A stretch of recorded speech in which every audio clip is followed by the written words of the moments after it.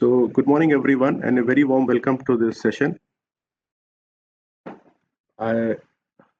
Today's topic for the awareness for the taxpayers is e-invoicing and IRN generation.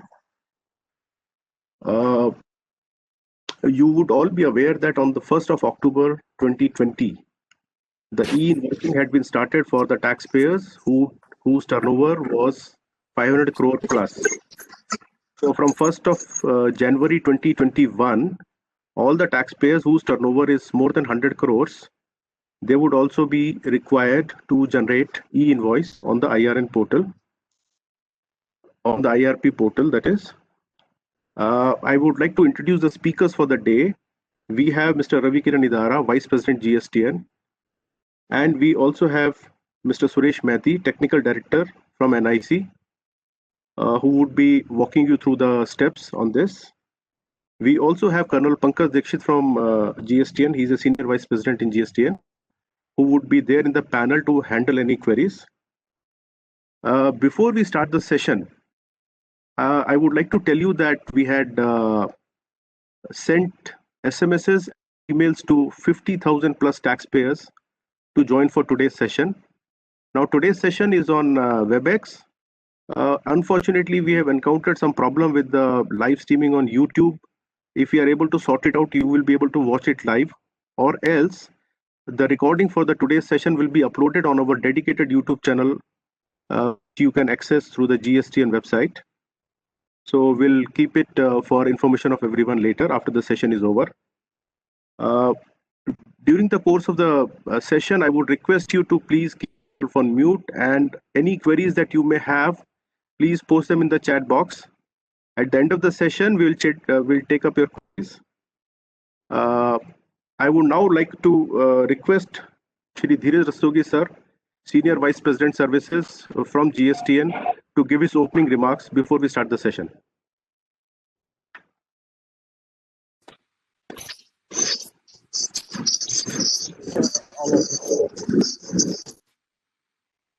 In the initial phases, I would just like to think about the background about e-invoices, why it is being taught by the government, and what would be their advantages, as well as the international experience around it.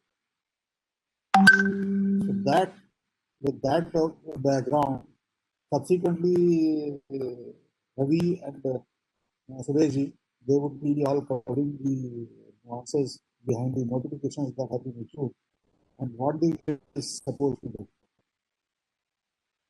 As regard that introducing the electronic invoice was concerned, in the 35th meeting of the GST Council, the decision was taken to implement the electronic invoicing system in a phased manner for B2B transactions, and thereafter, if the experience goes right, then extend it to large B2C and then subsequently cover everything. So maybe in the beginning, we have started with the B2B transactions for 5 crores and above, and thereafter, from the 1st of January, it will become compulsory for rupees 100 crores and above for the. But the rationale behind the electronic invoice is that business-to-business invoices are exchanged, and they have to be entered in the computer systems multiple times. For example, once it has to be entered for GSTR work, then again for generating an electronic bill, e-way bill, and thereafter by the customer in this computer system to claim the ITC. So at least 3 times entry is there, and at each stage, the chances of having an error creeps in. So, as an alternative, the world was moving towards the electronic invoice,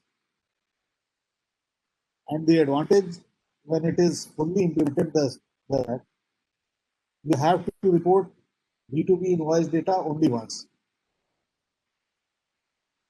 Rest of the times, travels from computer to computer and hence eliminates any errors and the outlier data entering to the systems. The other corollary is that reporting of invoices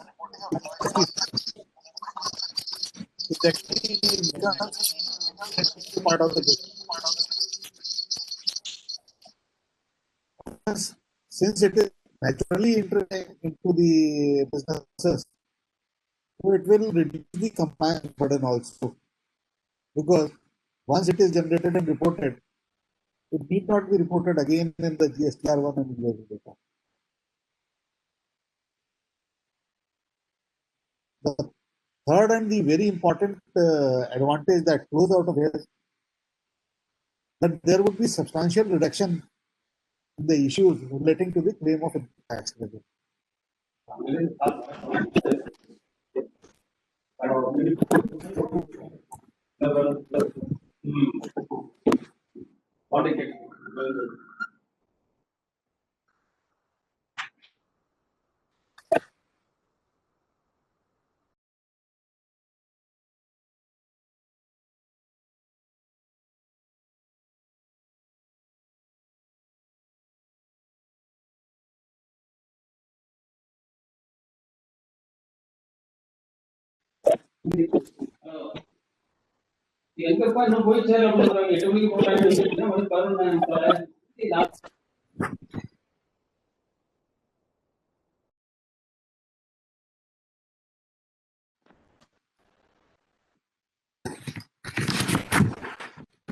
Once the data reports is reported to department as well as to the receiver, and there is one set of data with both of them, so the input credit verification issues get automatically settled. I mean, bulk of them. Some corner scenarios still remain. So this kind of a scenario is a highly win-win situation.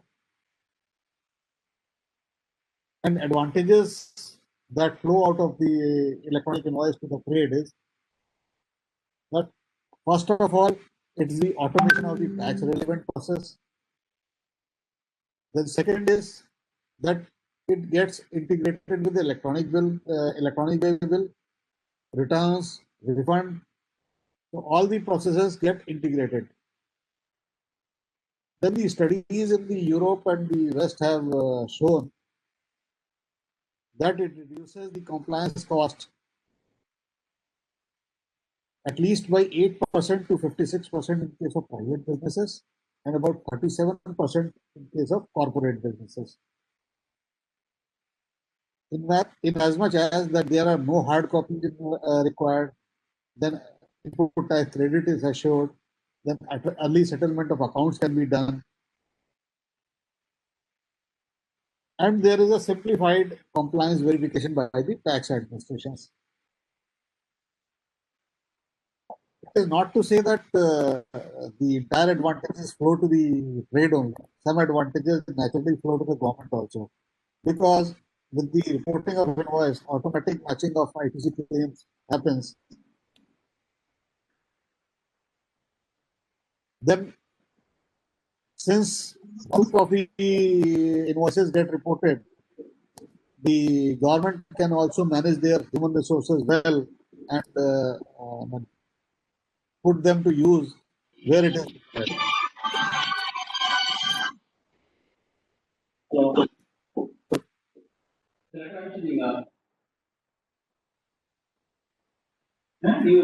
Question arises: what is e-invoice generation?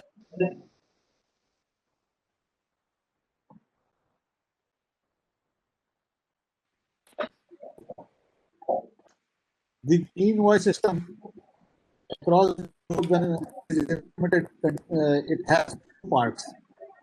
One important part is that you generate the invoice in a standard format and exchange with all the systems. The other part is that you report that invoice to the tax department in near real time and thereafter you exchange with the other schemes.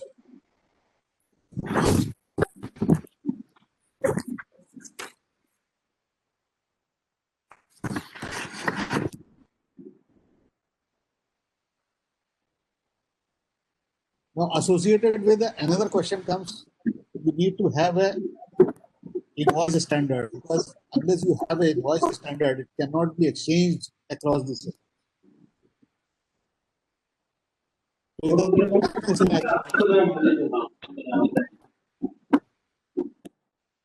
Certain standards have been developed universal business language, such as PayPal, UPR, SANAT, and among them, PayPal is the most widely used.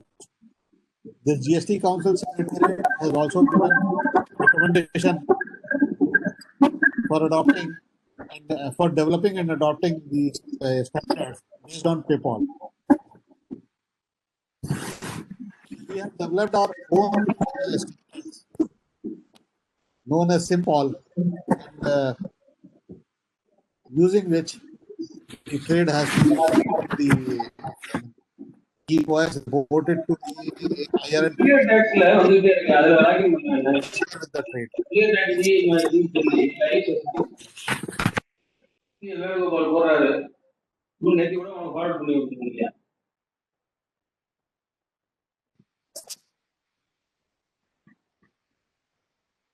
Well, then, efforts internationally started with e-Invoice election since 1997.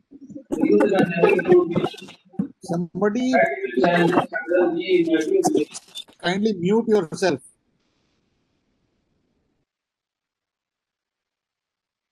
Okay. Efforts to have the electronic invoice started from 1997 in South Korea, and thereafter from 2005 onwards it became compulsory for B2B transactions. Similarly, in other countries it started, and by 2014 several countries have adopted it. Looking to their experience and looking to the advantages, the Indian government has also recommended, and they have made it compulsory for 500 crores and above turnover, and next term is the trade having 100 crores and above turnover. So with this background, draft schema was made and it was published on the portal. Some about more than 600 comments were received, which were incorporated, and thereafter final schema was published. Using that final schema, there was a smooth rollout of the e-Invoice for people having the turnover above 500 crores. There was only, I think, first day, there were some high number of errors generated, but from second or third day, the things became smooth. And today, as the things stand, lakhs of e-invoices are generated, whereas the number of errors are in a couple of thousand only.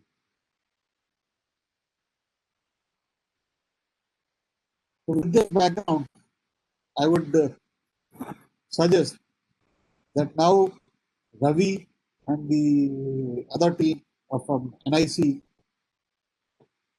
they do their presentations and apprise you of all the nitty-gritty about the electronic invoice and as to how to go about it.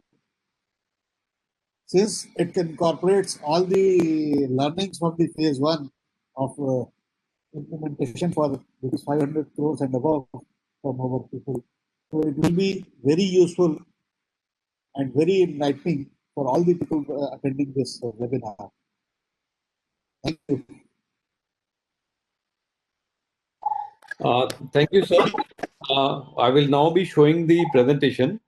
And Raviji, I hope you are now well logged in and we can start the presentation for this particular session. So I'm just sharing the presentation.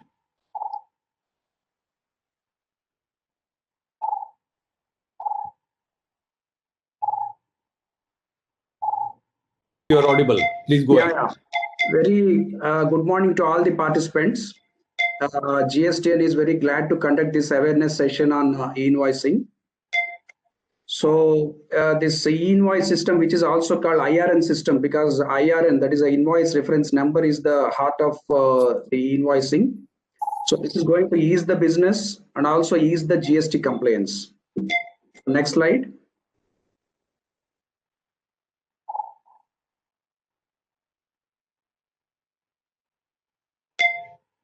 Next slide. Yeah. So today, this is the session plan that I'll be giving you the e-invoicing concept and updates, the recent updates, and also the process flow involved in the e-invoicing, and also the most frequently asked questions.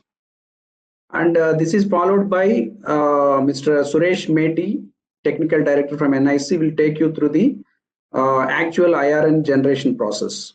So now let us see what is the e-invoice concept. Next slide. So presently, the supplier in his usual business course will be issuing invoice to the buyer. This is almost like a private transaction between both of them. Now what will happen in the e-invoicing scenario? Next slide.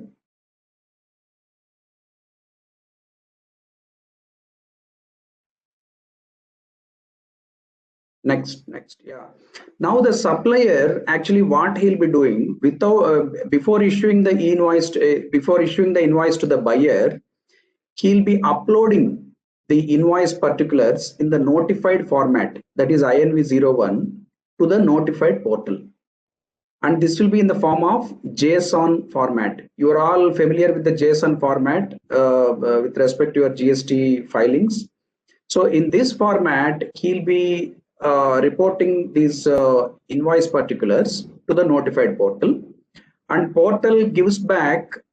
Can we go further 2-3 steps ahead? The portal gives back the signed JSON, means the portal will digitally sign the invoice particulars, and it will and after that, along with the signed invoice, it will give a IRN also, that is invoice reference number, which is a unique reference number.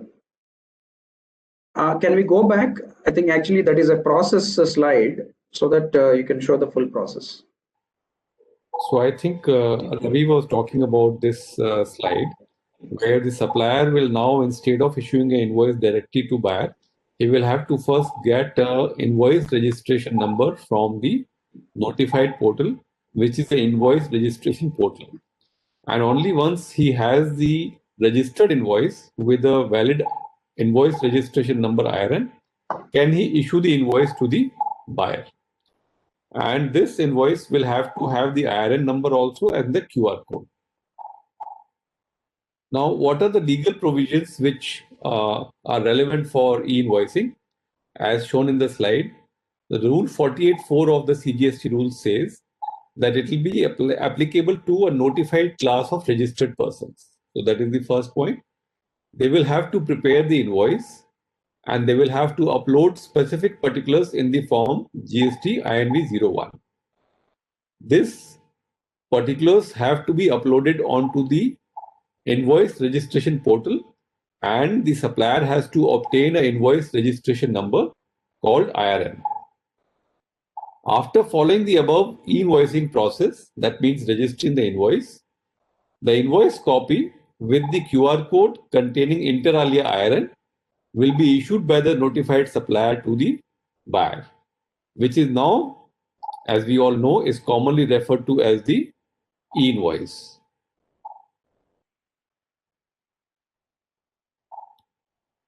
So what e-invoicing is not? So what it is not is that it is not about it is not about opening a soft copy, right? It's not a PDF. It is not an electronic document. This is actually an e-invoice in the electronic format, which is also having a relevant QR code. It also does not mean generation of invoice via government portal. That means you cannot go to a portal and start creating an invoice. And invoice issued by the notified person in any other manner shall not be treated as an invoice. This is governed by Rule 48.5. And where invoice is applicable, issuing of invoice in the duplicate is not required as earlier given in Rule 48.6. So in case an e-invoice is being issued, then a duplicate is not required. I'll request people not to annotate this slide. Please do not annotate, because this is a presentation being done by us by GSTN for the education of everybody. Now, there are certain recent amendments which have happened with respect to e-invoicing. Regarding the aggregate turnover threshold, it was specified that those who crossed 500 crores in any preceding financial year from 2017-18 onwards will be applicable to generate e-invoice. That means anyone who has crossed the threshold of annual turnover of 500 crore could start generating e-invoices. Supplies for exports are also specifically included under e-invoicing, so export supplies will be applicable. The QR code, which is having the invoice reference number, will have to be a part of the invoice issued to the buyer from suppliers. In case of any contingency, commissioners are authorized to exempt a person or a class of registered person from e-invoicing for a defined period. So in case of any situation that occurs, commissioners can provide this exemption from e-invoicing. Wherever the e-invoicing is applicable, the physical copy of invoice need not be carried during the movement of goods. And it is sufficient if the QR code is having the IRN and produced electronically for verification by the proper officer. Now, besides the e-invoice applicability of turnover more than 500 crores, there were certain sectors which have been exempted from generating e-invoices. These are examples given on the slide. For example, SEZ units, insurance sector, banking, that includes NBFCs, goods transport agencies, that means transporting goods by road in the goods carriage, passenger transport services, and multiplex cinema admissions. These are sectors which are currently exempted from generating e-invoices for reasons that maybe the number of volume of transactions is such that we would take them in the next phases. Now, what are the documents and supplies which are covered by the e-invoicing mechanism? So we already talked about invoices. They are covered by the invoice rules regulations. It includes credit notes and also debit notes. The supplies which are covered by e-invoicing are B2B supplies, supplies to SEZs, whether done with payment or without payment, exports, whether done with or without payment, and deemed exports also. So as well known to everybody, and also as we have mentioned earlier, the B2C, that is business to consumer supplies, are not currently covered by the e-invoice mechanism. So now, what is the process of how to create invoices? The taxpayers will continue to create their GST invoices on their own accounting, billing, or ERP systems. That means, as explained earlier, the IRP portal does not generate the invoice for you. Businesses will continue to generate the invoices in their own respective internal billing or ERP systems. But these invoices will require to be reported to the IRP. That means the government portal, which is known as the invoice registration portal, the suppliers will have to report them to that IRP. On reporting, the IRP returns the signed e-invoice with a unique invoice reference number and a QR code. Now, with this IRN and QR code, the supplier can issue the invoice to the receiver. So this will be a valid e-invoice and with a valid IRN. Now, the e-invoice is more than just getting an IRN from IRP. The schema is a standard format which has been notified as per IRP 01, and it has all the commercial requirements which need to happen between a supplier and a buyer. So all the elements of business transaction which need to take place between a supplier and buyer have been included in the INV 01 schema. This schema is machine readable and interoperable. That means it can be seamlessly exchanged between different systems like ERPs of SAP or Oracle or Tally or Marg or any such ERPs which are there in the market. So the e-invoicing will facilitate exchange of electronic invoices between supplier and buyer in a structured electronic format, thereby making the business transactions more efficient. Besides the efficiency of transactions which will happen between supplier and buyer, there is also going to be facilitated the auto population of GSTR1. So businesses who are already using e-invoices or those who start using e-invoices, the GSTR1 which gets prepared every month for the sale return will get auto-populated in the GST system. That means all the invoices which come to the IRP for registration, the parameters which are required for GSTR1 will get pushed to the GST system and the GSTR1 will get auto-populated. So what are the tables which will get auto-populated in the GSTR1? As you can see here, it's shown table numbers 4A, 4B, 4C, 6B, 6C, which pertain to B2B invoices in the GSTR1 will get auto-populated. Then table number 6A of GSTR1, which includes export invoices, will get auto-populated. Table 9B, which deals with credit and debit notes, it will get auto-populated. Table 12, which carries the HSN summary, will also get auto-populated because the invoice has all these details. The GST system will do the mapping of fields with GSTR1 fields, aggregate items on rate, and create the GSTR1.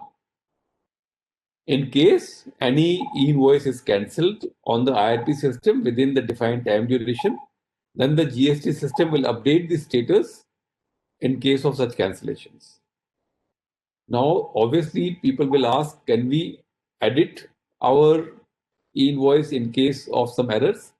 So yes, taxpayers can edit or delete their GSTR1 data in the GST system in case they have made some errors in the same. Now, here are some latest updates as concerns the e-invoice. So, from 1st of January 2021, the government has now mandated that e-invoicing will be applicable for taxpayers with aggregate turnover exceeding 100 crores in any preceding financial year from 2017-18 onwards. So more businesses, earlier the threshold was 500 crores. Now more businesses will become applicable for e-invoice, that is having turnover more than 100 crores. The list of GSTNs, state-wise along with name of entity, who are actually generating IRN on the e-invoice portal has been published and it can be seen there. Now, businesses need to note that the e-invoice or IRN and e-way bills generated on trial e-invoice portal are for testing purpose only.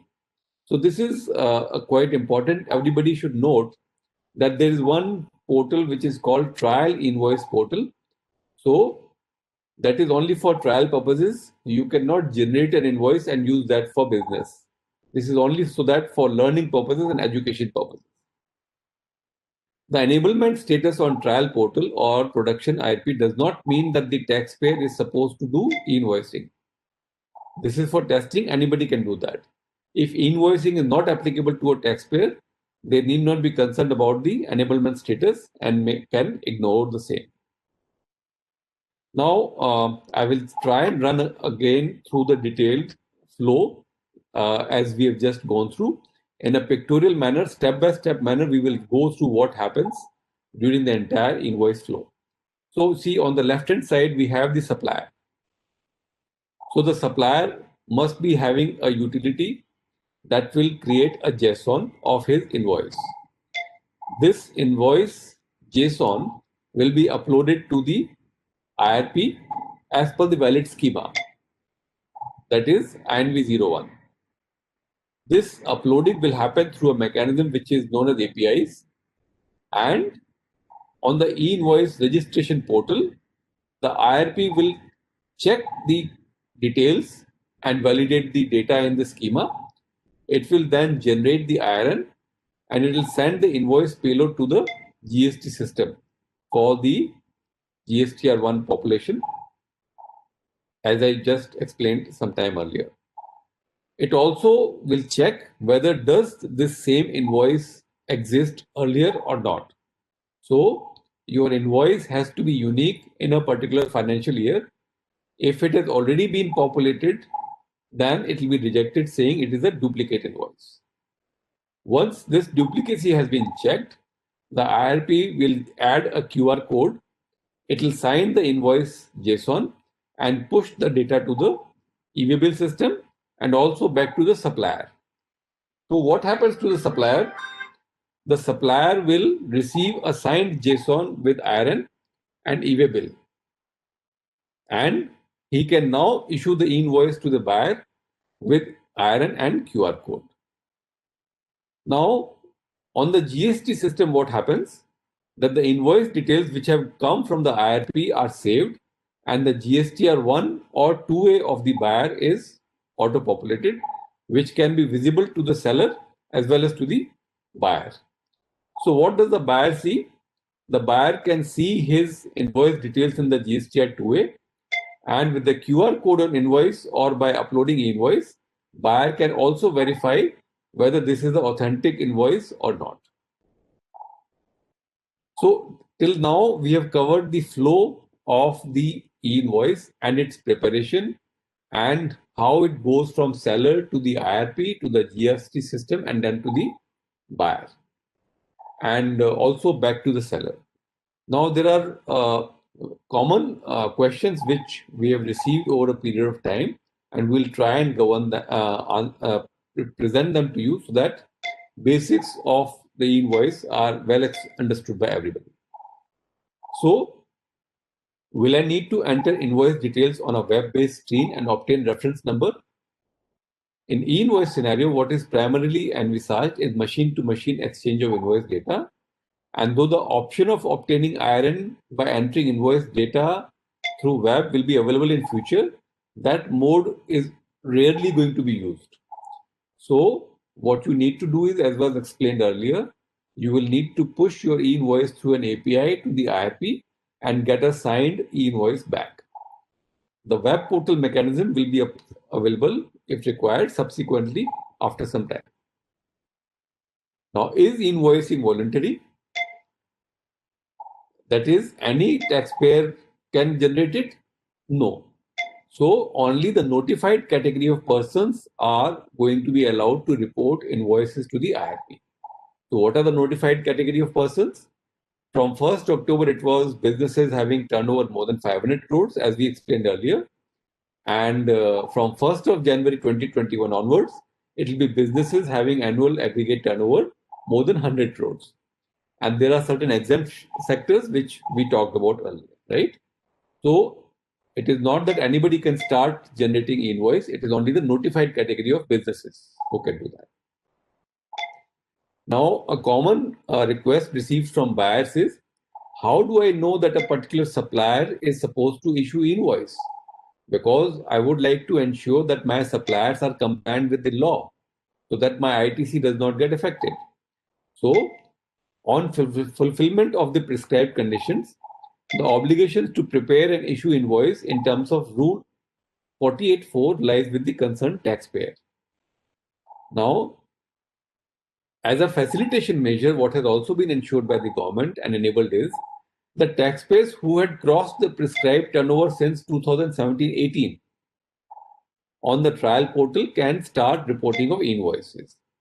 And also, any business who wants to search that who is supposed to issue invoices can search for them on the e-invoice portal, which is the URL is shown here, https e-invoice1 trial.nic.in, and search the e-invoice status of taxpayer, right? So anyone who wants to know whether a business is supposed to issue invoice or not can search it at this particular URL. Now another question is that we have crossed the prescribed turnover, but our GSTN is not enabled on the IRP. What should we do? Now, in case your turnover has recently crossed 500 crores or in the future 100 crores, now they can use the e-invoice enablement form on the IRP portal. This form is available on this URL, which is shown here, e-invoice1.gst.gov.in, where they can make an online declaration that they have crossed this turnover and your GSTN will be enabled on the trial portal for generating invoices. So, in case you have recently crossed the turnover, you can use this method for enabling your GSTN for generating invoices. Now, what is the exemption for e-invoicing? It is not for the PAN, but it is only for the entity. The exemptions that have been given from e-invoicing is with respect to the nature of supply, transaction, or the entity. It is for the entity and not for nature of supply or nature of transaction. So this should be very clear so that you are not non-compliant, right? Now, in the e-invoice schema, there is no provision to mention TCS collected by supplier under the Income Tax Act. So how to treat TCS? TCS can be mentioned in the field other charges at the invoice level.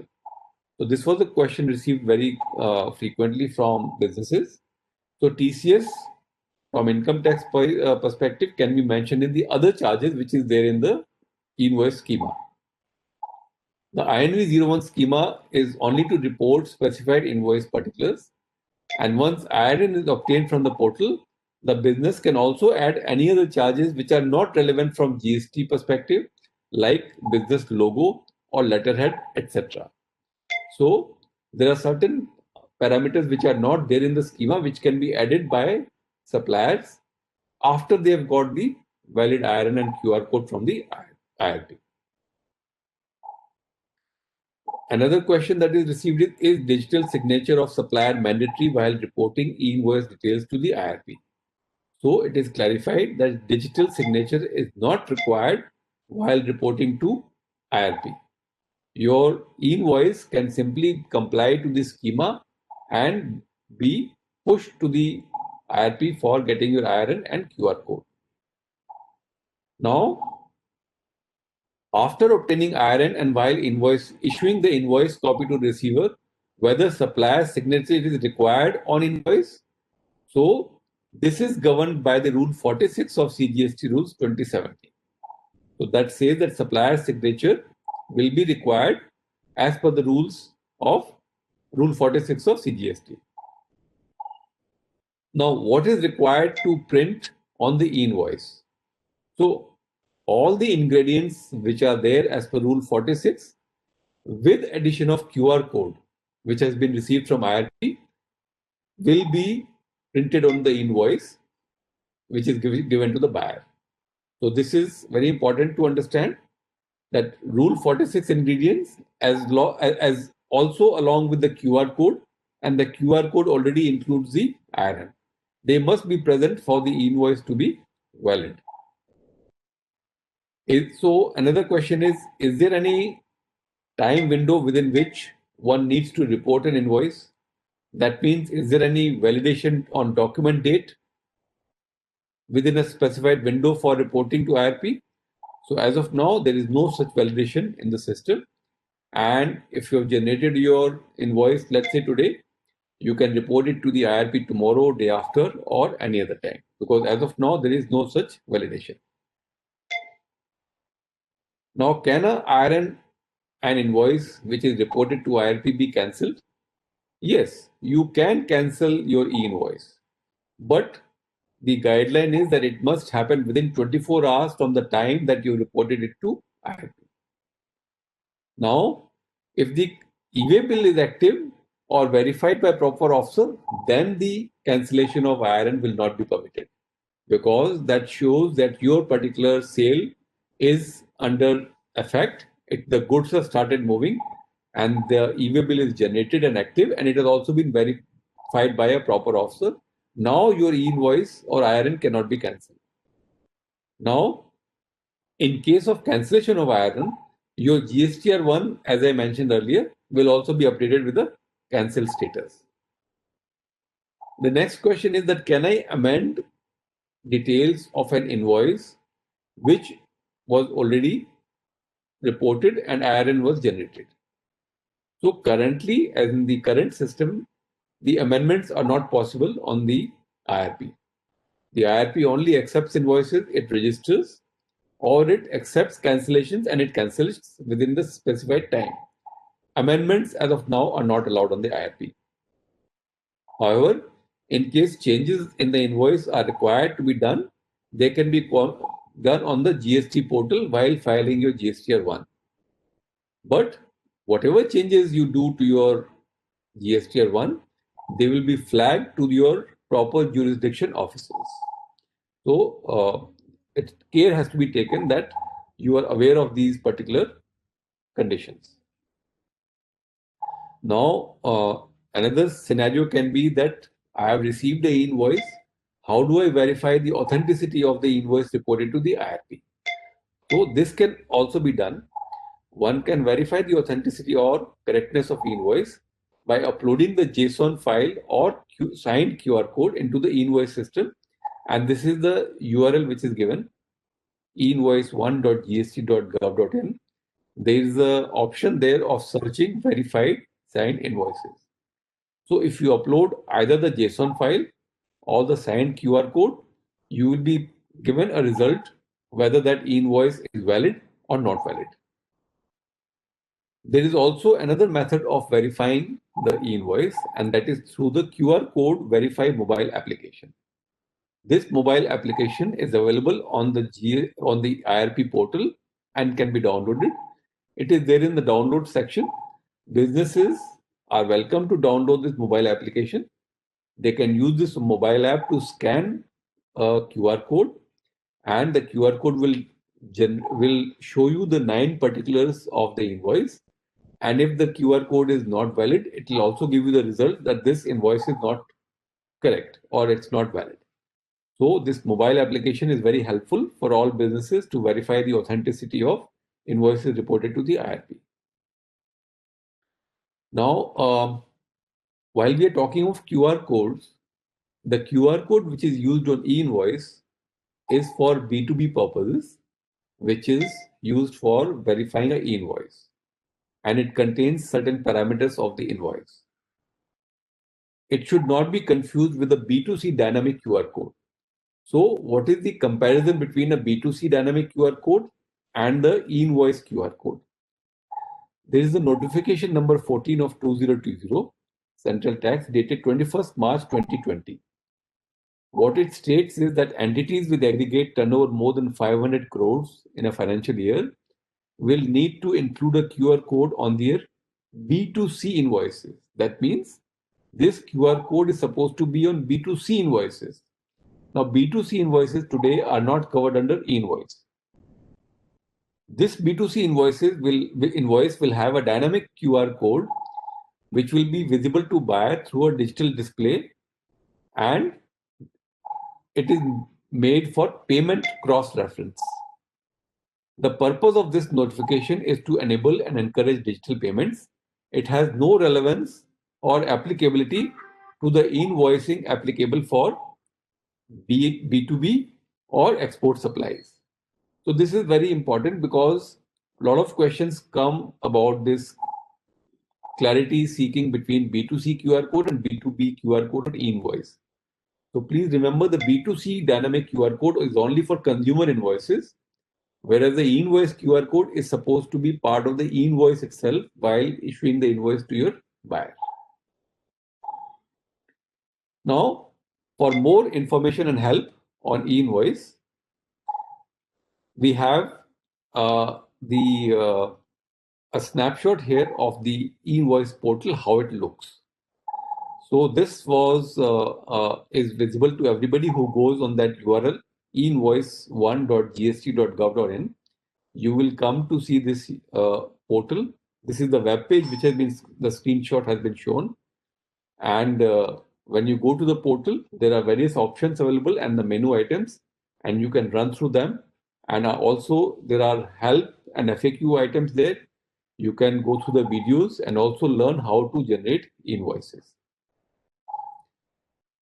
Also, we have placed the FAQs at various places. So the law and procedure for queries can be seen on the portal.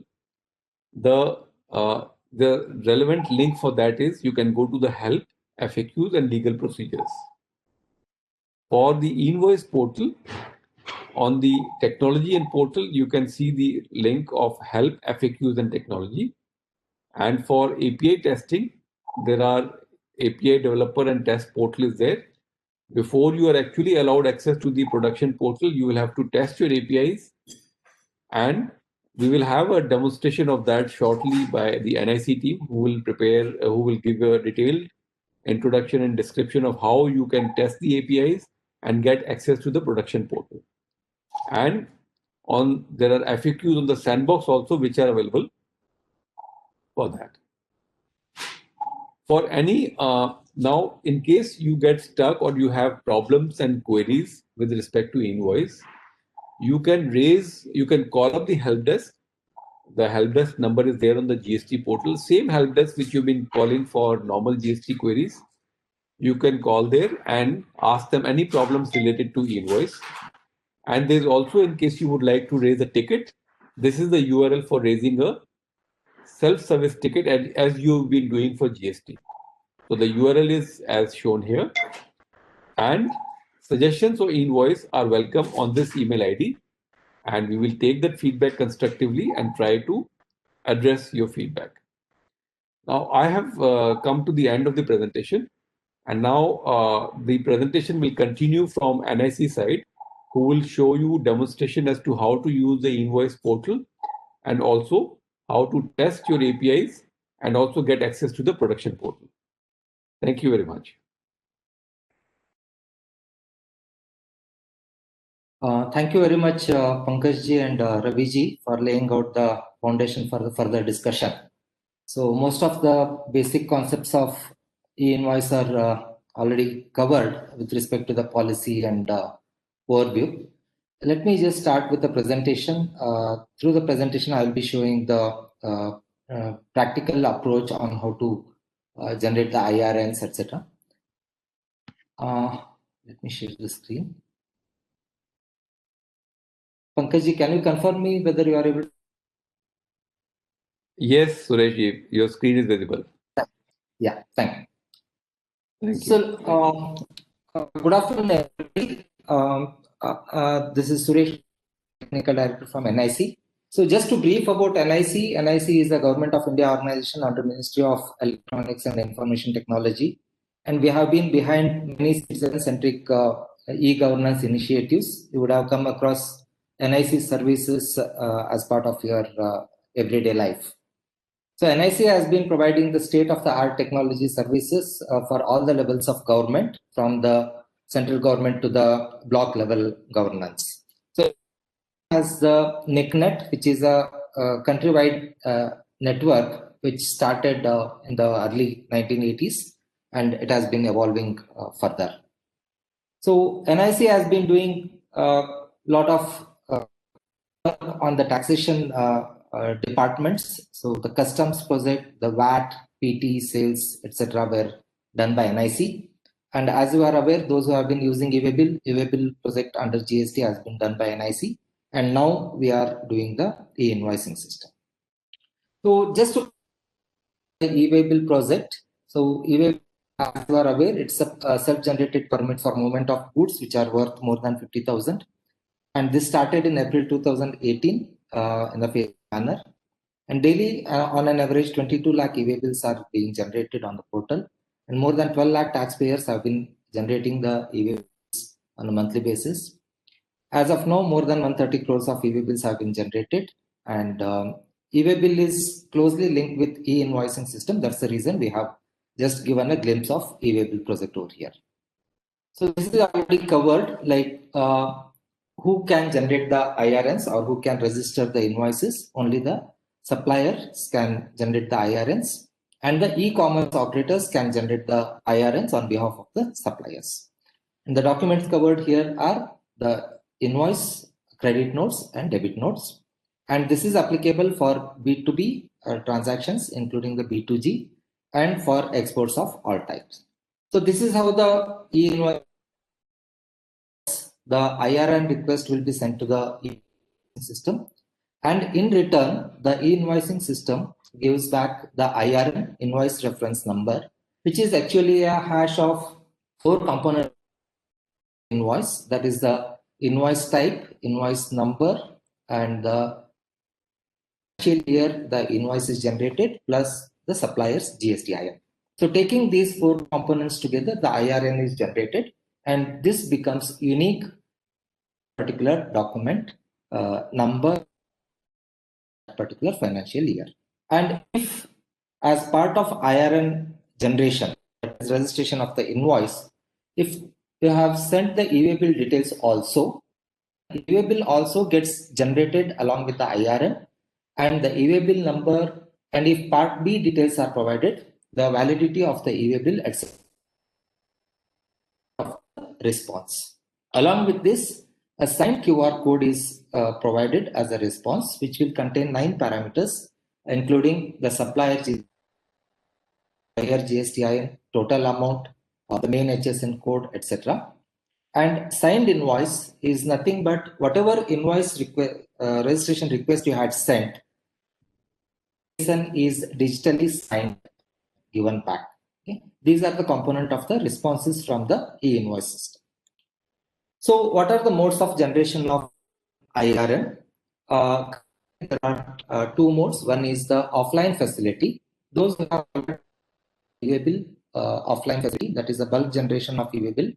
Similar to that, we have provided a Excel-based offline tool where people to copy and paste their data in the required format and generate the and upload it onto the portal and generate the IRNs in bulk. I will show some of the screenshots subsequently in detail for this particular process. The other approach is API integration. So API integration, you have 3 options. One is you can go through the GSP or the ERP. You can upload ERPs are listed on the website, and they will provide credentials generated on our Sandbox environment. You can test the APIs and then subsequently integrate through these GSPs and ERPs on the production environment. The second, like if your supplier or a buyer is a more than 500 crore company and they have an ERP on which you also can go and generate your IRNs. Like if you are using their ERPs, and they can enable you to generate the IRNs through their ERPs. So that is the second approach. The third approach is like if you are already generating a large number of e-Waybills, that is more than 10,000 transactions per month per GSTN, and you would already have the e-Waybill API access. So you can continue to use the same credentials, and if you have already whitelisted your IPs, you can connect to the e-invoice system through the APIs and generate the IRNs. So there are quite a few validations on the system. So as you submit your JSON with the IRN request, so certain values are being verified, and all these validations are already available in the developer portal. I will show you where you can find the list of validations, and your request should be adhering to those validations. And as already conveyed by Mr. Pankaj, B2C transactions are not part of the e-invoicing system.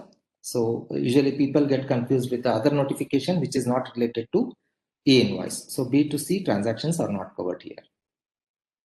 So cancellation of IR, it is possible within the 24 hours of generation of the IRN.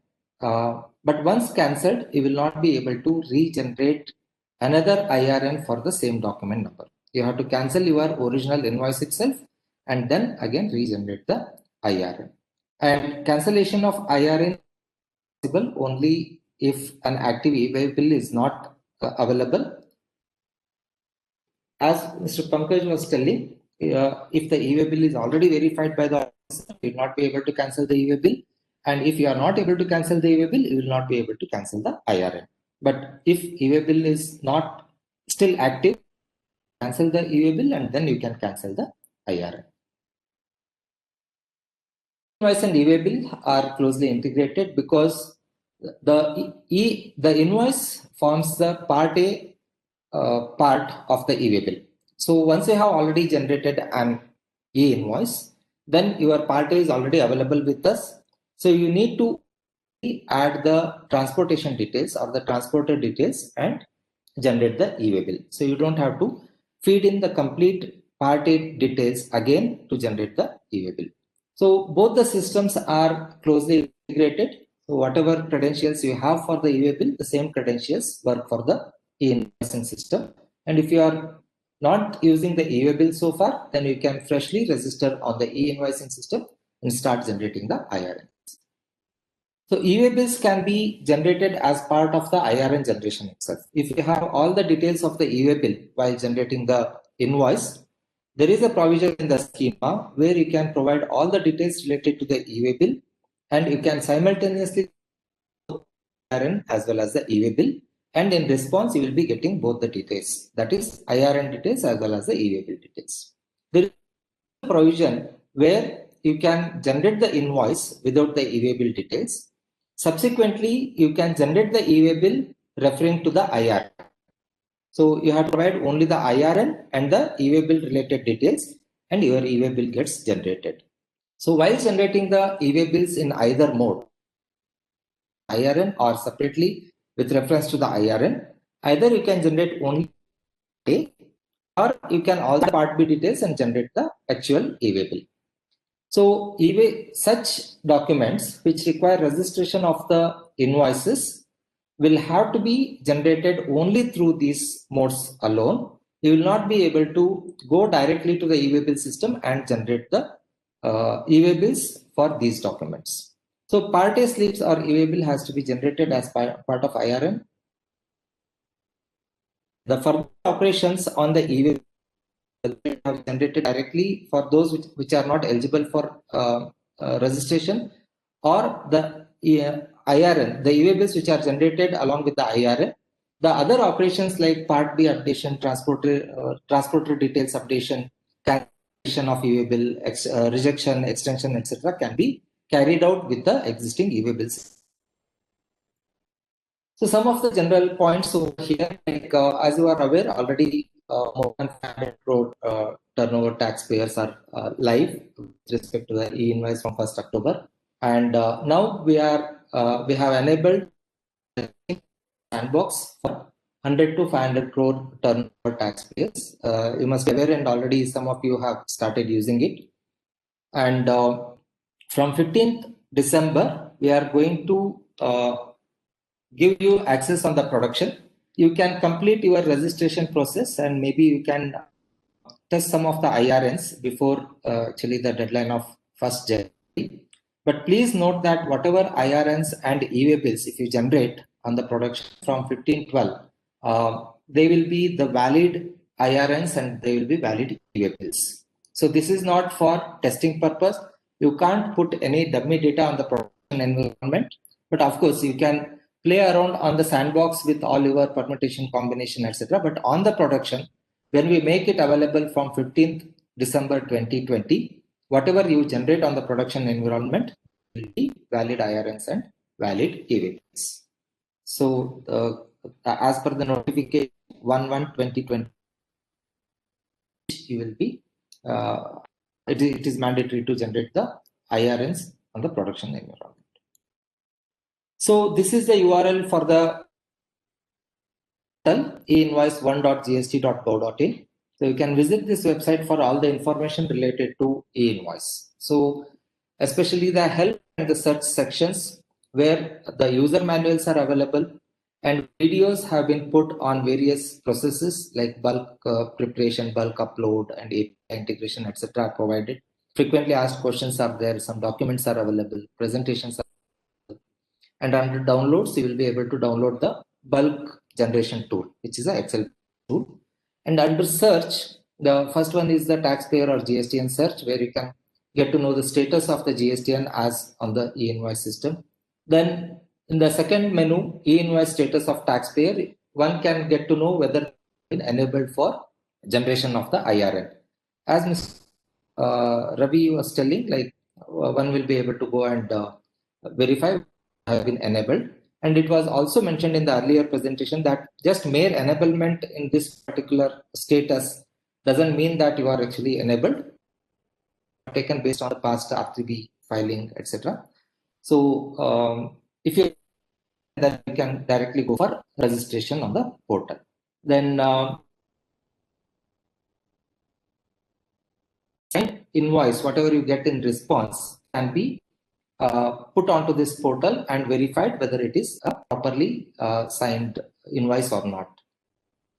Then we have master codes over here where we the master data such as the state codes, port codes, the foreign currency codes, the country names, and PIN codes, etc. are provided at one place. So one can make use of this master code list. And list of GSPs, PIN code, etc. are available here. Then if you are not enabled for e-Invoice and you have your turnover has crossed 100 crores in the last 3 financial years, then there is a problem, as it was mentioned in the earlier presentation, that you can go and register there. This option will be available for 100 to 500 crore taxpayers from Monday or Tuesday. So then onwards, you will be able to enable your. Once you have enabled yourself on the production portal, on the you will be able to create a registration on the Sandbox trial portal. There you can test the bulk upload and other features. And there is a login where you can log in into this portal and then you can upload your bulk generated JSONs. So these are some of the videos which have been put up under the video section under help. So you can go there and view these videos to understand the respective concepts. This is the screen for enablement. To checking the enablement, one can give the GSTN here and enter the CAPTCHA, and it will show whether you have been enabled for e-Invoice or not.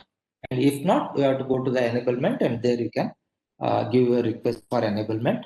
And option for enabling yourself if you are not enabled in the previous screen.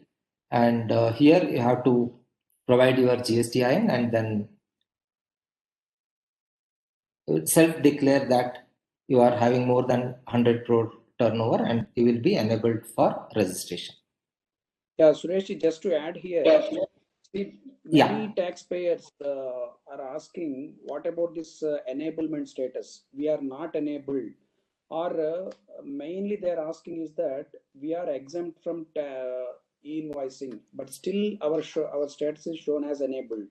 So, I mean, I want to repeat here for the benefit of taxpayers that this enablement is done only based on the information available in the GST system. So it doesn't mean, because it may contain exempt units also. For example, banks, insurance, and many other categories are already exempt. But for the facilitation purpose, so that the taxpayers at once get enabled quickly without any separate registration, we have by default enabled based on GST portal information. So any of your entities, if you are exempt from e-invoicing, kindly ignore this status. It is the legal, legally, if you are bound to do e-invoicing, you please, register separately again, as you are already enabled. If you are not eligible, or if you are not entitled to do invoicing, this enablement status, kindly ignore it. Thank you. Yeah, thank you, Raviji, for further clarification. So coming to the bulk generation tool, if you go to e-invoice portal and under help, we have download. There you will be able to download the Excel tool for generating the JSON in bulk. So for the benefit of the taxpayers of different types of business, we have provided 4 formats for these JSONs. You can download the one file that is more suited for your kind of business. The format A is for the smaller businesses have straightforward entries where in a single sheet they can enter the supplier buyer data and continue to enter the item details for multiple items, and subsequently they can generate the JSON, come to the e-invoice portal and upload the generated JSON. The second option B, where there will be 2 sheets for entering the data. The first sheet contains the information about buyer, seller details, etc. And in the second sheet, one will be item details. So this is only for the segregation of the seller buyer details in one sheet and the item details in the other sheet. The format C is for those businesses type of entries to be made, like that exports, deemed exports, etc. So those people can download the format C and they can use this particular format. And somebody wants to have something similar to format C but want to enter everything in a single sheet, then they can make use of the format D. So you can download these Excels and have a look at these tools yourselves. Like, you will be able to know which is more suitable for your type of business.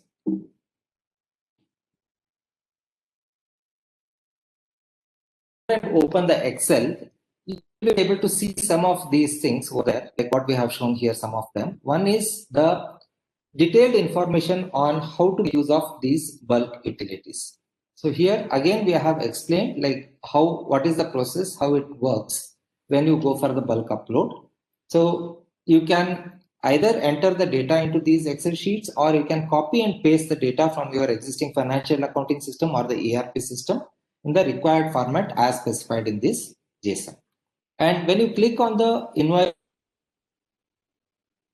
you will be able to see the schema that is already published by the government, and you can get to know what are the attribute names, what are the data types, what are the limitations in terms of minimum and maximum length, which are the required field, etc. can be seen from the e-invoice JSON attributes. That is the schema which is already published. And this is how the entry screen looks like, where at one time you will be able to register yourself as the GSTN in your Excel tool, which you don't have to repeat again and again. Every time you generate a bulk tool, you don't have to enter these basic details.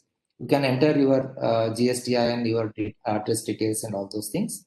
And there is a provision here under the profile details where one will be able to selectively either show or hide certain parameters sheet in which you are going to populate the data. So if certain columns are not required for your purpose, there is a provision here, like for example, if reverse charges are not applicable for your business, and if you see those columns in your entry sheet, then you can set this option to no, then those respective columns will be hidden in the entry sheet. So all the validations that are being handled in the listed over here. So whenever you copy and paste the data or enter the data into the Excel and click on a button called validate, then as per these validations, it will indicate that which particular cell is having what kind of errors, and you are supposed to correct those errors and generate the subsequently validate it properly completely, and then generate the JSON and upload onto the portal. simple sheet for the format A, where you can copy and paste the data from your financial accounting system or the ERP system in the required format as per this sheet. And once you have copied over, you can click on this validate button. So once you click on this, as per the value whatever we have defined in the earlier sheet, these data elements will be validated. And if there are any issues towards the end at the right side, it will indicate like what are the issues, like if there is any calculation mistake or something like that. So it will show like the total item value is not correct, or the total invoice value is not correct, something like that. The relevant errors will be shown at the right column, rightmost column. So once everything is calculations are satisfied, then you can click on the prepare JSON button, which will create a JSON file, this which is shown in the right side. So this is as per the scheme published by the government. So now you are supposed to take this particular JSON and go to the portal and upload this JSON. So to upload, first of all, you should have registered onto this e-Invoice portal. And once you have registered, you have the credentials to log in into this portal. Then you can go to the login screen and log in into the portal. This is the registration process. So if you have already you have the credentials for the e-way bill, you don't have to re-register again. The same credentials that you have been using for the e-way bill can be used for the e-Invoice portal also. So if you are first time user, like you have never used the e-way credentials for using the e-way bill, then this is the registration process where you will be giving your GSTN, and the system will check whether you are eligible to generate the IRNs. That is your turnover as per our database is more than 100 crores or not. So then it shows you the details of your GSTN, and then you are supposed to enter the registered mobile number and the registered email ID, and which will be verified through the OTP. In case your mobile number and e-way bill have changed, please go to the common portal and do the updations on the common portal, and subsequently that data gets synced with the e-invoicing system, and then you will be able to make use of the modified mobile number or the email. So there is no provision for directly updating the emails, email IDs and the mobile number in the e-invoice portal. We have to do it on the GST common portal, and then subsequently we sync the data, and then that will be available on the e-invoice portal. So once the registered mobile number and the email IDs are verified through the OTP, create the credentials for yourself. So credentials you have created, with that you will be able to log in into the. So once you have logged in into the portal, you will see the menu like this. First one is for e-invoice related. Here you have the provision for bulk upload, etc. And some MIS reports that shows like how many IRNs you have generated and how many you have cancelled. And please note that the IRNs on the IRP portal will be available for 3 days for download. So if you want to get the IRN details third day, you will not be able to see it on the IRP portal. Subsequently, this data will move to the GSTR1, and you will be able to see this data on the GST portal. So here you can see the data only for 3 days. And management, you will be able to create the sub-users. Yeah, Pardon? Suresh, sorry. Yeah. Just to add here, many taxpayers are telling that they have not saved their invoice JSON received from the portal. So kindly note that the invoice registration portal is only a registration portal, means it will receive the invoice payload and give you back the signed JSON. And it is not supposed to store all the invoices and give you anytime the taxpayer wants. So that's why kindly make a note that once you receive the e-invoice JSON from the IRP, please save it. in your computer or wherever you want, you kindly save it, because it is available only for limited period. So tomorrow, in fact, we are receiving some complaints or grievances that we have generated IRN, but we didn't save it. Now after 1 week, 2 weeks, now how to retrieve it like that, many people are complaining. So kindly keep note of this. Thank you. Suresh, please. Thanks. Yeah, thanks. So under user management, one can create multiple users, and under API, be able to choose your GSP or the ERPs and then create your own credentials for API, using which you'll be able to integrate your API with our e-invoicing system. Then the last option is for generation of e-way bill with the IRN as a reference. So here the expanded e-invoice menu looks like this. When you click on the e-invoice, you have an option for bulk upload, you have option for cancelling the IRN or printing the e-invoice, or bulk IRN cancellation option. So these are the options available under invoice. And under e-way bill, you have an option where you can generate the e-way bill using the IRN as a reference, and you can add the e-way bill details and generate the e-way bill. There is a provision for uploading the JSON, wherein you can generate multiple e-way bills again with reference to the IRN, and you can print the e-way bills from the e-invoice portal itself. Again, I would like to reiterate here, if the document is eligible for registration, then you cannot generate e-way bill without the IRN reference. So you have to come to this portal, provide the IRN reference, and generate the e-way bill either by entering one by one manually into the portal or using the bulk utility.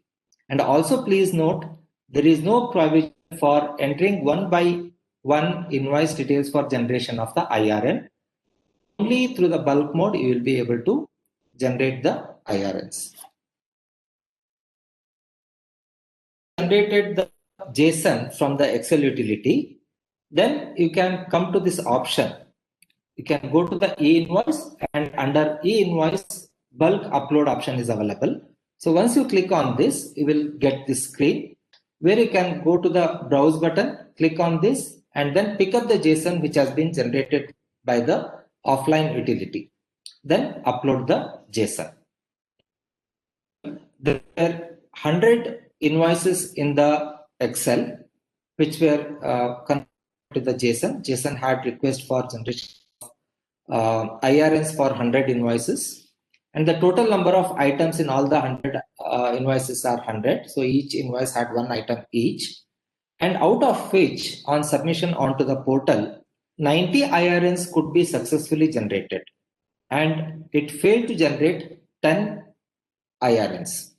So whatever validations we do on the bulk utility, that is purely based on the local validations, local calculations such as the item level amount calculations or the invoice level amount calculations, etc. can be done only such validations can be done in the offline utility. But when the same data is uploaded onto the portal, there may be other validations checks which are getting failed, such as maybe the GSTN is not active, the buyer GSTN is not active or not a valid GSTN, or if you are generating the e-way bill along with this, then pin code is wrong or the pin to pin distance is wrong. So those kind of validations are done on the server, and such failures are indicated over here as failed to upload 10.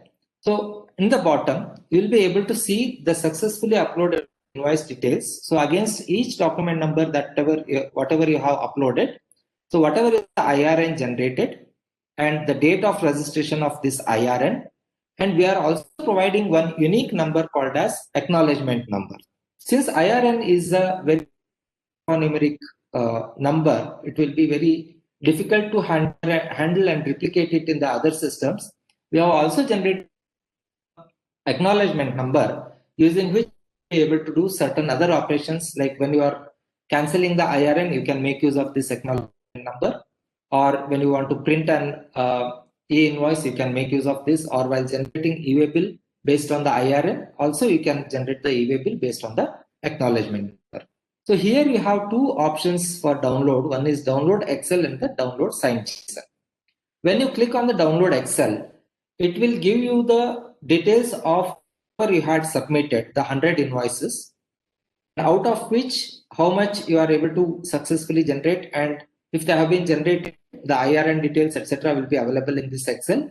And for the failed cases, it will have the reasons for why those particular requests have failed, and the validation have been provided in the download Excel file. And if you want to, you are supposed to download all the signed JSONs from the portal within the days of generation of this IRN. So clicking on this, download signed JSON, have the signed invoice for these 90 successful cases, which you can download and incorporate into your financial accounting or ERP systems. Maximum size of this JSON is 2 MB. However, 2 MB is a very large volume, which will hold multiple thousands of invoice details. So please note, to generate an JSON, the size has to be less than 2 MB. This is the option for printing the invoices. Ideally, you are supposed to download the JSONs, incorporate those signed JSON into your ERP or financial accounting system, and from there you are supposed to print the invoices.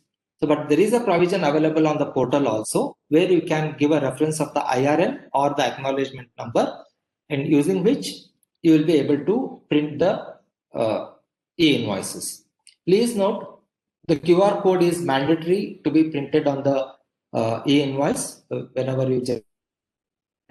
The positioning of is not defined. You can place it wherever it is convenient as per your invoice design.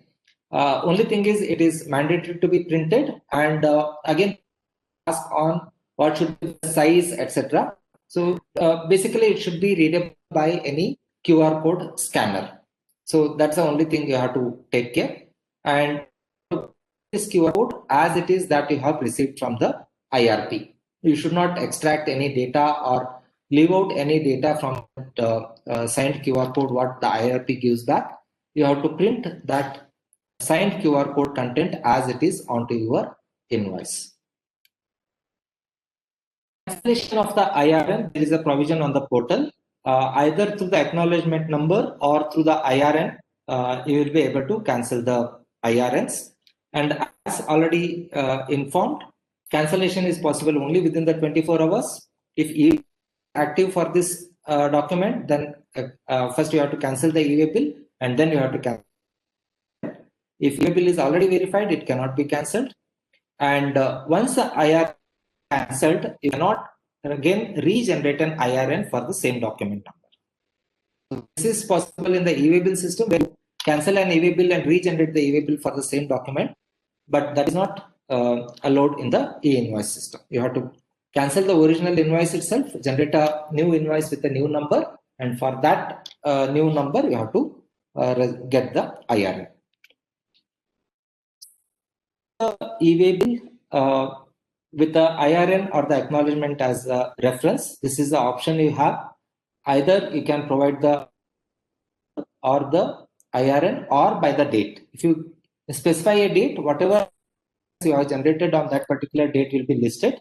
You can pick and choose a particular document for which you have to generate the e-way bill. Then subsequently, you will be able to enter the Part B details for that particular e-way bill, or you can only enter the transporter ID and leave out other details blank, and you will be able to generate the Part A slip. Once you have generated the Part A slip, you can pass on to the Part A slip number to your transporter, and whomever you have assigned this particular task, that transporter will be able to enter the Part B details and generate the actual. So once you have generated the e-way bill, you can e-way bill by providing the e-way bill number.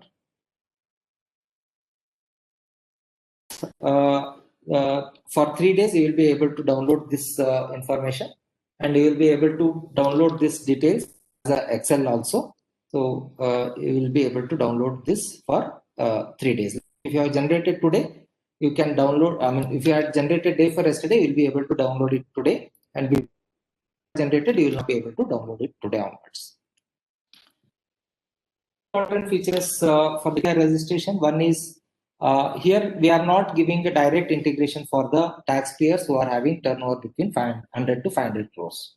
So as I have already mentioned, if you are planning to integrate your ERPs or financial accounting system through the API, you have to go through the GSPs, ERPs, or companies who have already got the direct access to API, who are more than 500 crores. You have to go through those entities. For that, you have to go to API registration. Under that, you will be able to choose the GSP, ERP, or other companies who have the access.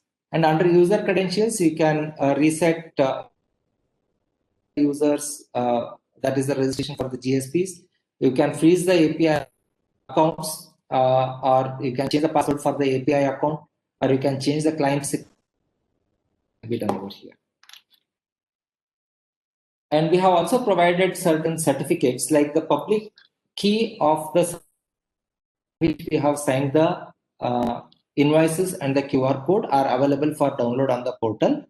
So if you want to build a system where you want to verify the signature of the invoices and signature you would require the public key, which was used for signing these invoices and QR code.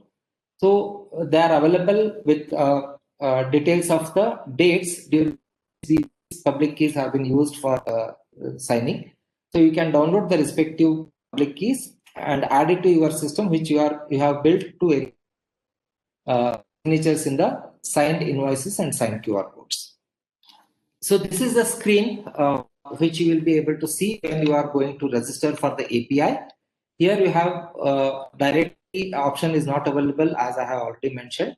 You can, if you are integrating through GSP, then the GSP's list will appear over here. You can choose whichever GSP you would like to tie up with, and then you can create the user ID and password. Then you can approach the GSP for the client ID and client secret and the URL for the endpoints of the, and then you will be able to integrate through their infrastructure. And if you have tie up with the ERPs, again similarly, when you click on through ERP, you will be getting the list of the ERPs for them. Selecting that ERP, you can get separate credentials. And we are going to add another option over here, any GSTIN, that will be applicable if you are going to integrate through all registered more than 500 companies. So if you are using their ERP system, then here and then through them you can integrate the APIs. And please note, you can get integrated through multiple options at the same time. So you can generate the credentials for multiple GSPs or multiple ERPs. But only thing is, when you are hitting their endpoint, you have to use their credentials. Hitting the other party's endpoints, then you have to use the other party credentials. These also have provided a facility where one can upload the signed JSON onto the portal and get it verified, whether it is signed by the IRP or not, whether the content is intact, whether it has been tampered by somebody or it's a genuine invoice or not. You'll be able to know by uploading the signed content onto the portal. And also there is a provision to download a mobile app, both for Android as well as iPhones, where you can verify the QR code and the content of it. How it looks like when you upload a signed JSON onto the portal, and this shows the content of that signed e-invoice, and also it is showing here that this is a digitally signed invoice. As long as the content of that invoice is not with, you will be getting this symbol saying like this is a valid signed invoice. This is an interface for the mobile application where you have two options. One is verify QR code and other is verified signed invoice. When you choose verify code, then you will be able to scan the QR code which is printed on the invoice, and then it shows the details of the QR code such as seller GSTN, buyer GSTN, document number, document type, document date, total invoice value, number of items in this invoice, then the main HSN, the HSN which is having the highest value, and the IRN, etc. are shown over here, which are part of this QR code. And when you choose the second option, that is verified signed invoice, and when you pass the signed IRN invoice details to this, then you will be able to see the actual invoice in this format. So next, briefly, we'll look at the API sandbox. So if you are integrating your system through the API, this is the place you are supposed to visit. That API developer portal, which can be accessed at einv-api-sandbox.nic.in. So here in this portal, all the information that is required to develop a consumer application to integrate the e-invoicing system through API is available here. You can ask the GSPs or the ERPs to create test of you through this portal. And once they have created the credentials for you and share those things with you, you will be able to credentials in your application and able to hit the sandbox environment and test your code. Then general information, introduction, like how the APIs are beneficial, how to onboard to the API environment, what are the best practices, etc. are available in this portal. And any changes, the recent developments or changes in the API system, etc. will be available here through the announcement. I will show the screenshot of this portal. So this is the portal where you will be able to see on this horizontal menu the basic details about what is API, how to integrate, how to the benefits, and how to get the credentials. All those things are available here. And all the latest announcements will be available through the announcement box. All the further information detailed respect to the how the IRN is generated, what is the mapping of the JSON attributes with respect to the published JSON, and how the invoice, the attributes of e-way bills while generating the invoice are the e-way bill JSONs. Those kind of mappings are provided here. The master list of the master data, such as the state codes, country codes, etc., is available. The common errors, the error list, along with the resolution for the commonly seen errors are provided. And some sample Java code and .NET code have been provided here. Making use of this, you will be able to write your code in any preferred language. These are just given for the reference. So you can write your code in your desired programming language and integrate your APIs. And this middle area provides detailed information about each and every API, like how the request JSON is found, what is expected as a response, and what are the validation. Most important is the JSON schema and the validations for generation of the IRN. So once you go here, you will be able to JSON schema, and also the validation lists are provided here, which will tell like how you have to build your data as per the validations which are taken care at the server side. So all the APIs are listed. One is advised to go through this and see in detail. Here, the eligible taxpayers who are having more than 500 crore turnover can directly register and integrate their systems. And they can also add the other people, like those who are eligible, like 100 to 500 crore taxpayers can be added by these more than 500 crore taxpayers as users. Then GSPs can register themselves, and also they can add the other taxpayers and create the credentials and share it with them. Similarly, ERPs and the e-commerce operators. So they have also provided an online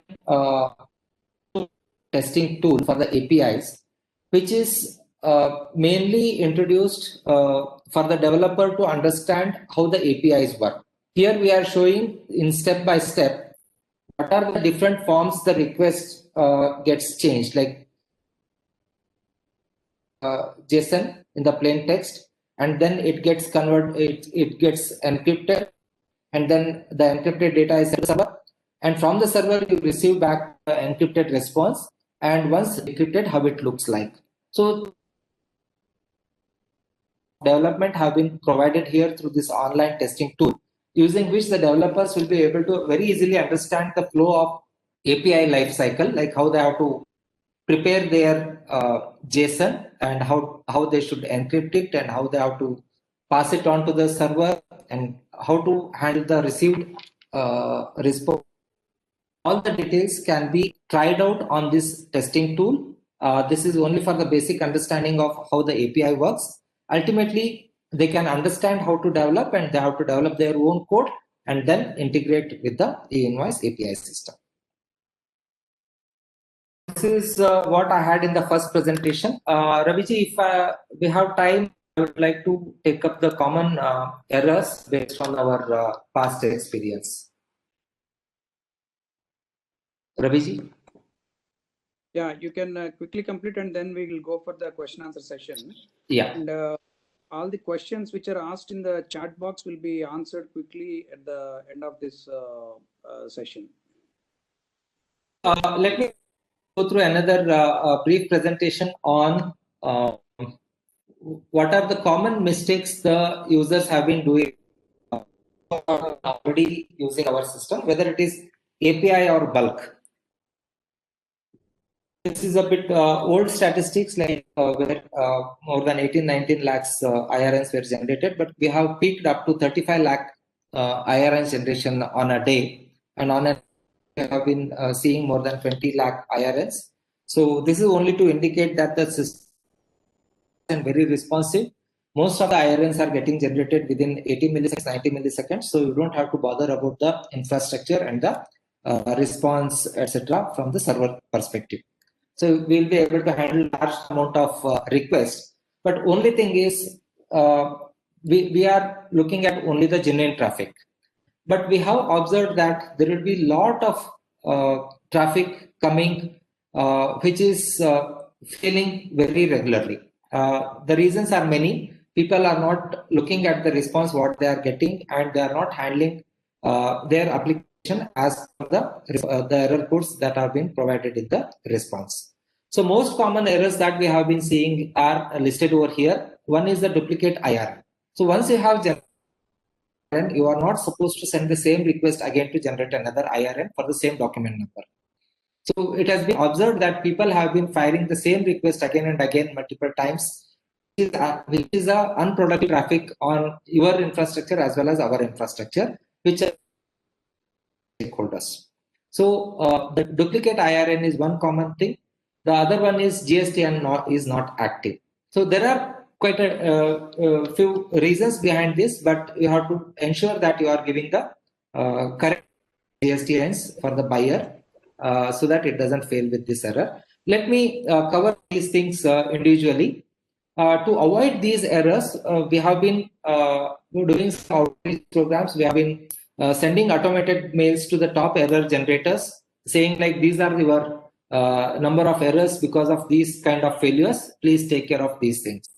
So with this, we have seen that people have taken care in their consuming application. As you are aware, the API is machine-to-machine integration. So where somebody writes a program and picks up the data and starts sending it to the IRP, and it receives some response. So each and every request and response may not be monitored by individual operator or a data entry person or whoever it is, because most of the things will be happening in the background. But unless these errors are noticed, it will generate failed requests, which amount to maybe around 20 to 30 failed responses. So we are educating the people through these emails. We are also calling some taxpayers who are generating very large erroneous traffic, and we have been sharing the common errors and the resolutions on the resolutions for the common errors. We have enhanced the capacity of the GST Common Portal as well as NIC's help desk to handle the common errors, etc. And these errors are common even for the bulk utility also, and these people also reduce the errors. And there were some queries based on how to handle the abatement charges for which there is no provision in the schema. So we had suggested over here, like you remove the abatement charges from the taxable amount, put the pre-tax value as 1 lakh in case 33,000 as the abatement, 33 lakh as the abatement charge, 1 crore as the pre-tax value. Taxable value will be 67 lakhs, and the tax is calculated. The abatement charges are put in the other charges. So this way you'll be able to handle the abatement charges. Similarly, we're asking about how to handle the amortization cost. So again, there is no specific field in the schema for amortization cost. Again, we had suggested the following way the amortization charges can be handled. Amortization charges will have the taxes, but they are not as part of the total invoice value. So what we had suggested is add the amortization cost in the total value first, calculate the taxes. You mention the amortization cost, and in the remarks you can specify that this amount is whatever amount is specified is towards the amortization cost. So duplicate IRN, why it happens? So why it happens is like the same request. Yes, sir. Sorry to interrupt you. So in the interest of time, if I may suggest, we will go for Q&A. And one more thing is these common errors we have already posted on the website. Correct. So the participants, you may kindly go through the e-Invoice portal. In that, under the help section, there is this common errors and resolutions list are there. What Mr. Suresh was just showing. So kindly go through it, and you will come to know what were the errors earlier encountered by the testers, and now you can avoid and you can successfully test the things. So fine, thanks. Sandbox portal. So one can see like what are the errors, what is the resolution. So through this, one will be able to handle all kinds of errors. Yes. Yeah, fine then. Thanks a lot, Suresh from National Informatics Center. So for explaining the technical nitty-gritty about the e-invoicing. And before we go to before our technical team prepares the ground to show the questions on the screen, which we will take one by one, I just want to say a few words that we have published the major FAQs on the portal. So if you ask me what is the single important document which we can go through for knowing entirely about e-invoice, that is the FAQ document. So I sincerely request all of you to go through the e-Invoice portal and see the help section, and in that FAQs are there. In that policy, law and procedure FAQs are very, very useful. So almost all the questions today which were asked in the chat box, I can tell almost 90% of the questions which are asked in the chat box were covered in that. So I advise you to go through that. And also the PPTs, many people have asked to mail it. We will definitely email the PPTs to the registered email IDs as well as the 100 to 500 crores taxpayers on their authorized signatories email IDs. Kindly check with them. And one more thing is that the second part of the presentation today is a slightly technical one. So any of you are only dealing with taxation and not very familiar with the technical details, kindly don't feel threatened or please don't bother. Your ERP provider or if you are engaging a GSP, that is a GST Suvidha provider, they'll be able to help you how to integrate and how to understand these technical nitty-gritty. So with this, we'll go questions one by one. And as the time is a bit short, I will go a bit fast. Kindly pardon me for that. And is it required for invoicing for companies who deal with mainly in exempted goods if the turnover crosses 100 crores? See, the position is clear. The invoicing is based on the aggregate turnover. And also in case of exclusively exempted goods, as you know, the invoice itself, the tax invoice itself is not applicable. So this answers that question. Next one. So which year's turnover to be considered? Yeah, this is very important question. Thanks for asking this. See, earlier, if you see the notification, the words used were the turnover in a financial year. That means it was a bit dynamic. Means the moment someone crosses the turnover, he'll be liable to issue e-invoice. But if you see the latest notification, means the latest amendment, in that it says in any of the preceding financial years. So that means, for example, if a taxpayer crosses the turnover threshold during a financial year, for example, 2020-21 is going on now. For example, in February, somebody crosses the turnover. So then they need not worry. So as they have crossed the turnover in this financial year, from 1st April of next financial year, they'll be starting to do the e-invoicing. So that means any preceding financial year, in the example I told, 2021 is the financial year in which you have crossed. So you will be doing the e-invoicing from 1st April 2021. Next. So GSP and ASP is mandatory upload the invoice. The query is not clear. So the taxpayers can use the services of GSPs, who may also provide the service of ASP. ASP is nothing but an application which will help you to do the return filing and other GST compliances.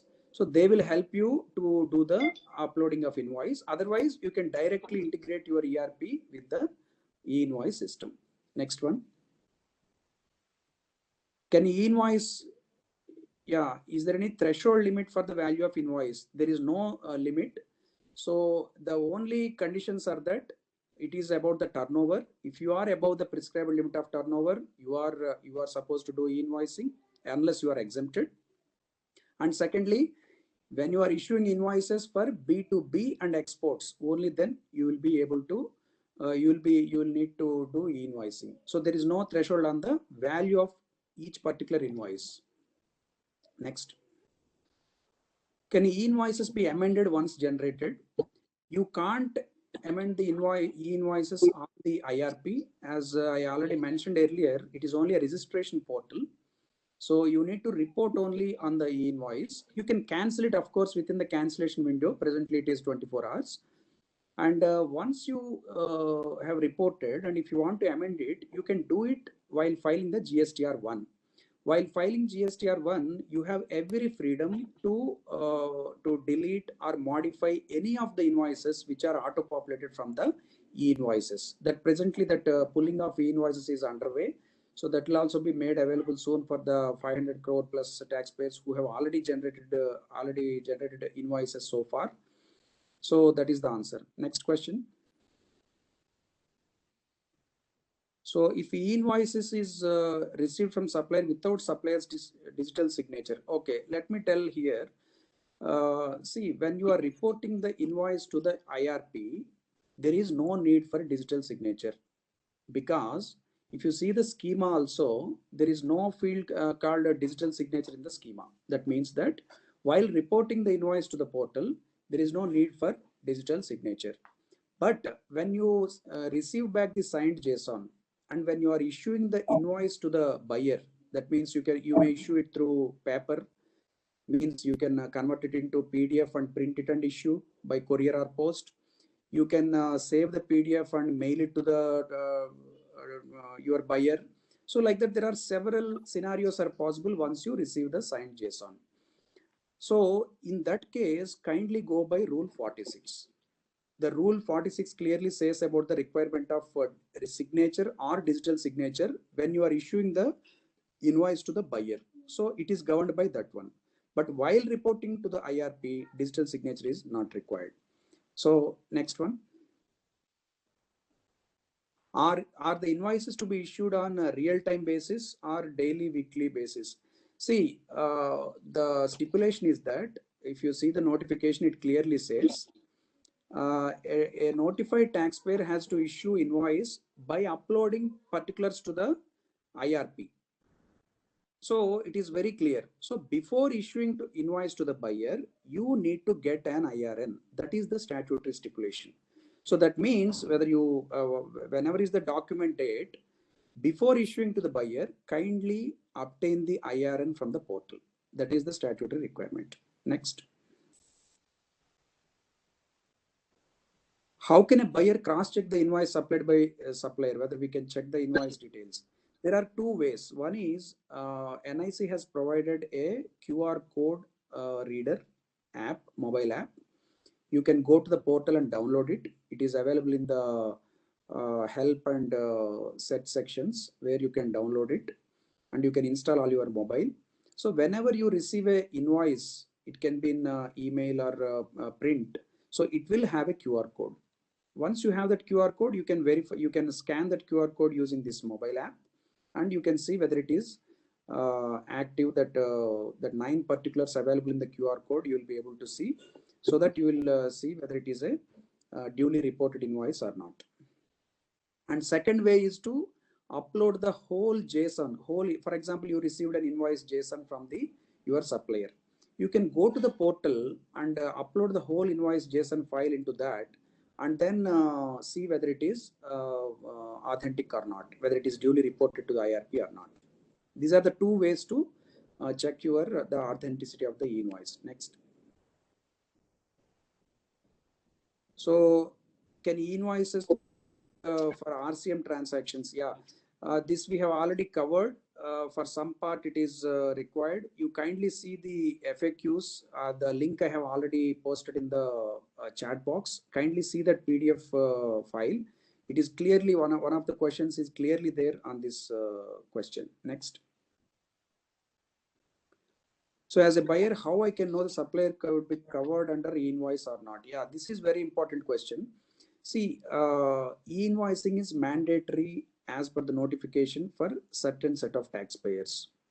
So only the taxpayer knows whether he is supposed to do e-invoicing or not. The government cannot list out a sheet and saying that these are all supposed to issue e-invoicing. So that's why what we have done, that the enablement status you can check, but that is not very foolproof because it may contain exempt units also. So that's why what you can do, recently there is one facility in the GST portal GSTN has provided, whereby the turnover slab of the taxpayer, the aggregate annual turnover as per GST, the slab is given. In the post login section, you go to the search taxpayer. Once you put a GSTIN, it will give the slab of the taxpayer, whether he is above 500 crores or 100 to 500 crores or 50 to 100, like that. It only gives the slab, not the exact turnover. So based on that turnover slab, you will come to know that, okay, this person is likely going to be issuing e-invoices, but subject to the conditions that he may be exempt. Kindly check that. And you can check with your supplier proactively as an act of due diligence whether he is supposed to issue e-invoice or not. Yeah, next one. Is it presently appearing in GSTR1? Yeah, I just mentioned that the e-invoices which are reported, to the extent the data is relevant for GSTR1, they will be populating into GSTR1. That pulling process, the data pulling process is presently going on. So shortly it will be made available.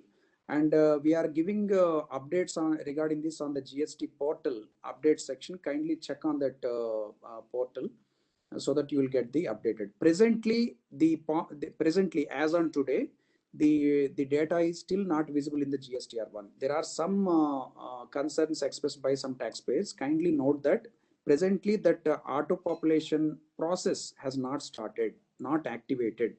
So it will be available soon, and for this you please check the update section of GST portal. Next. Ravi. Sir. You can just add here that, I mean, the process has almost been designed and put in place. Only the troubleshooting part going on. So maybe going forward, which is not very far in future, I think in next week or so, it will be started populating into the GSTR1. Yes, sir. Yeah, the participant may please note that it is in the advanced stage, as sir has just observed. So that auto population also will happen shortly, and we will update you on the portal also and by email also. So, however, can the taxpayer can get Windows facility to verify QR code invoices from the supplier? Okay, as I told, the mobile app based facility and also uploading entire JSON facility. These two facilities are presently available to check the authenticity of IRN. But NIC is in the process of providing a desktop-based app, desktop-based facility to check the authenticity of, to check the IRN. So that also will be made available shortly. Next. Will this utility provide by GSTN for creating JSON and uploading it at IRP? Okay, the question is not clear, but the point is that the offline utility, which is a free utility, is provided by NIC, who is the GSTN's esteemed vendor to run this project. So it is available on the IRP site. You can download that offline utility and you can enter the invoice details. It is called as bulk generation tool. Generally in GST portal and all, the word used, the popular word used is offline utility. But if you go to the e-Invoice portal, there is something written as bulk generation tool. Some people are asking bulk means whether I can report single invoice using the bulk. So please be informed that even a single invoice also you can just enter it as one row in that Excel and generate the JSON and report on the invoice portal and obtain IRN. So that is the thing, and you can download it from the IRP website. Next. Can a supplier generate invoice voluntarily? No, only the notified taxpayers will be presently allowed to report invoices to the IRP. Next. So can IRP GSTN provide API to taxpayer to download all invoices? Transactions, all invoicing transactions of suppliers, so that physical verification of invoice again is not required. See, there are two things here.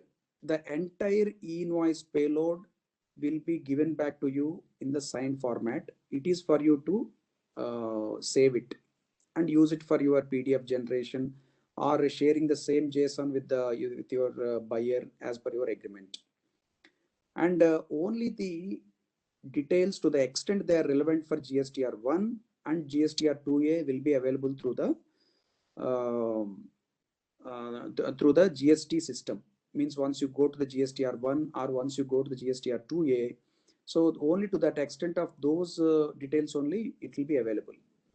But as I told, as the invoice portal or the IRP is not meant for permanent storage of invoices so that you can download at any point of time. That's why that API is giving will be examined in future, but presently it is not available. That is to import or to download the entire invoice JSON. What are all the fields you reported, and to download that JSON on a permanent basis, it is not available, and only for a limited period of time it is made available on the NIC portal. Next. Whether IRN number is different for each invoice? Yes, IRN number is a unique hash, we call it. That is a unique number generated based on the supplier GSTN, recipient GSTN, and also the document type and document date. So it is very crucial that the number, the invoice number which you report also is crucial. So it is different for each invoice.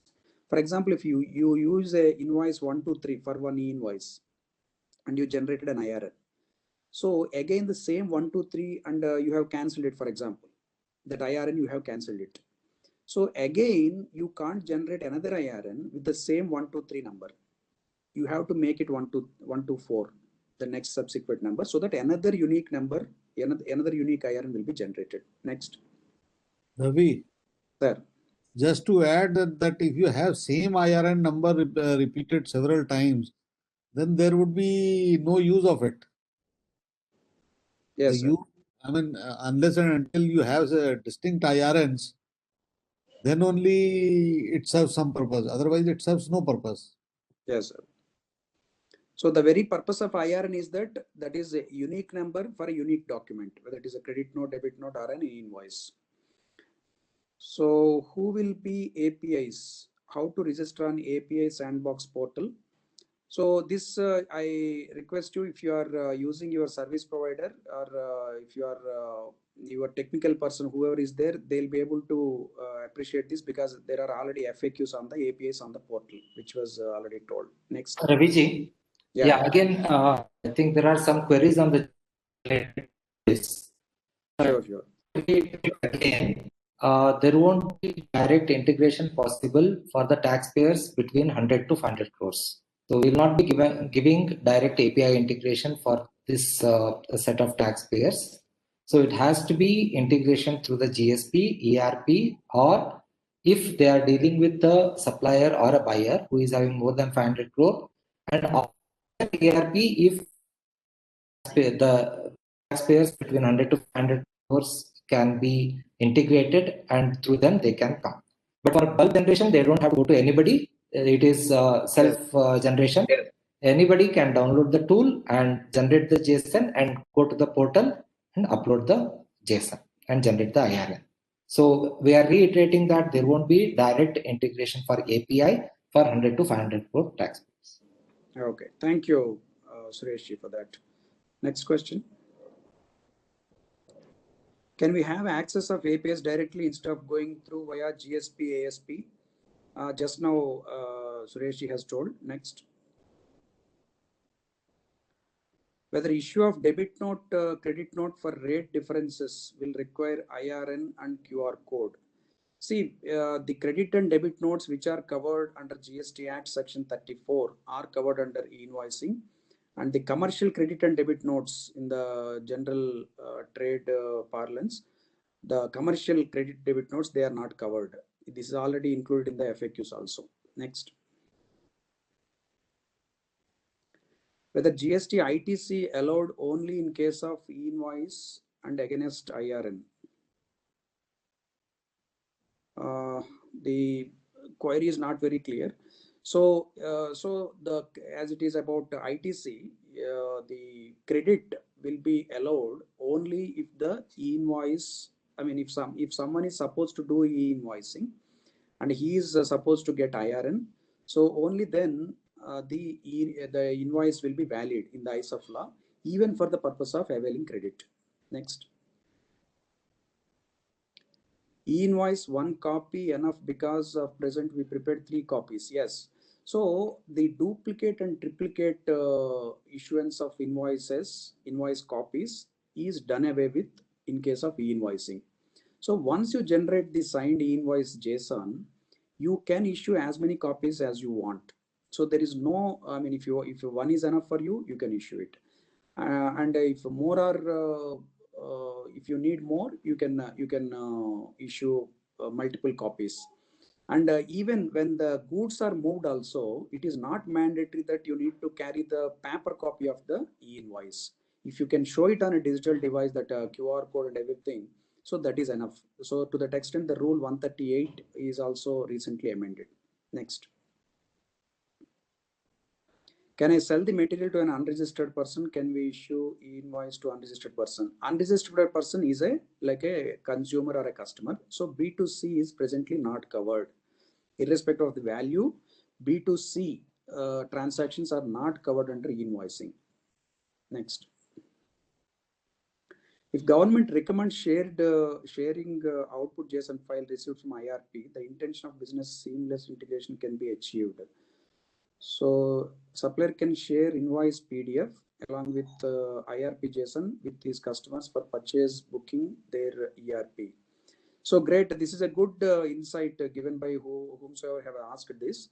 See, government cannot mandate how a supplier can share the invoice copy with the buyer. The government has mandated that once you are issuing invoice, these are all the mandatory particulars before issuing the invoice, and also including the signature wherever the signature or digital signature is required. So, but I am just afraid even the government cannot mandate or recommend that entire JSON you please share it with your buyer like that. So the suppliers may do it at their own option, but the use is that tomorrow if the JSON is shared with the buyer, tomorrow if the GSPs and the ERPs can create an integration like importing the JSON into their ERP system, it will be very, very useful. That's why kindly save your e-invoice JSON and share with the buyer also, so that the buyer, if that facility is made available by the ERPs and GSPs, they can readily just import that whole JSON so that it will populate their payables. So that is one possibility. that businesses can do at their own option. Next. Once it is applicable on company and next year turnover is less than 100 lakhs, is it applicable? This is already covered. The notification is clear. If the turnover exceeds the prescribed limit in any of the preceding financial years, e-invoicing will be applicable. Next. Yes, this is one question, that is some entities like hotels or even petrol bunks, they'll be, while selling, they'll issue a single invoice for both GST and non-GST goods. So what we suggest is that for the non-GST goods, kindly issue a separate invoice. If you try to put it into this e-invoice schema, it may be an issue. So for the items attracting GST, as that is only where e-invoicing is mandatory, so you issue e-invoice for this, and for the non-GST items, a separate bill can be issued. Next.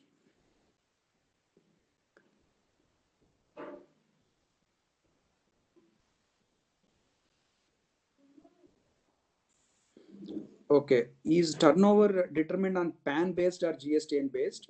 So it is very clear that the stipulation of the notification, it is the aggregate turnover. You know, that is aggregate turnover is already defined in the GST Act. It is PAN based. It is not GSTN based. So once the aggregate turnover crosses the prescribed limit, all the GSTINs pertaining to that PAN are supposed to start e-invoicing. Next.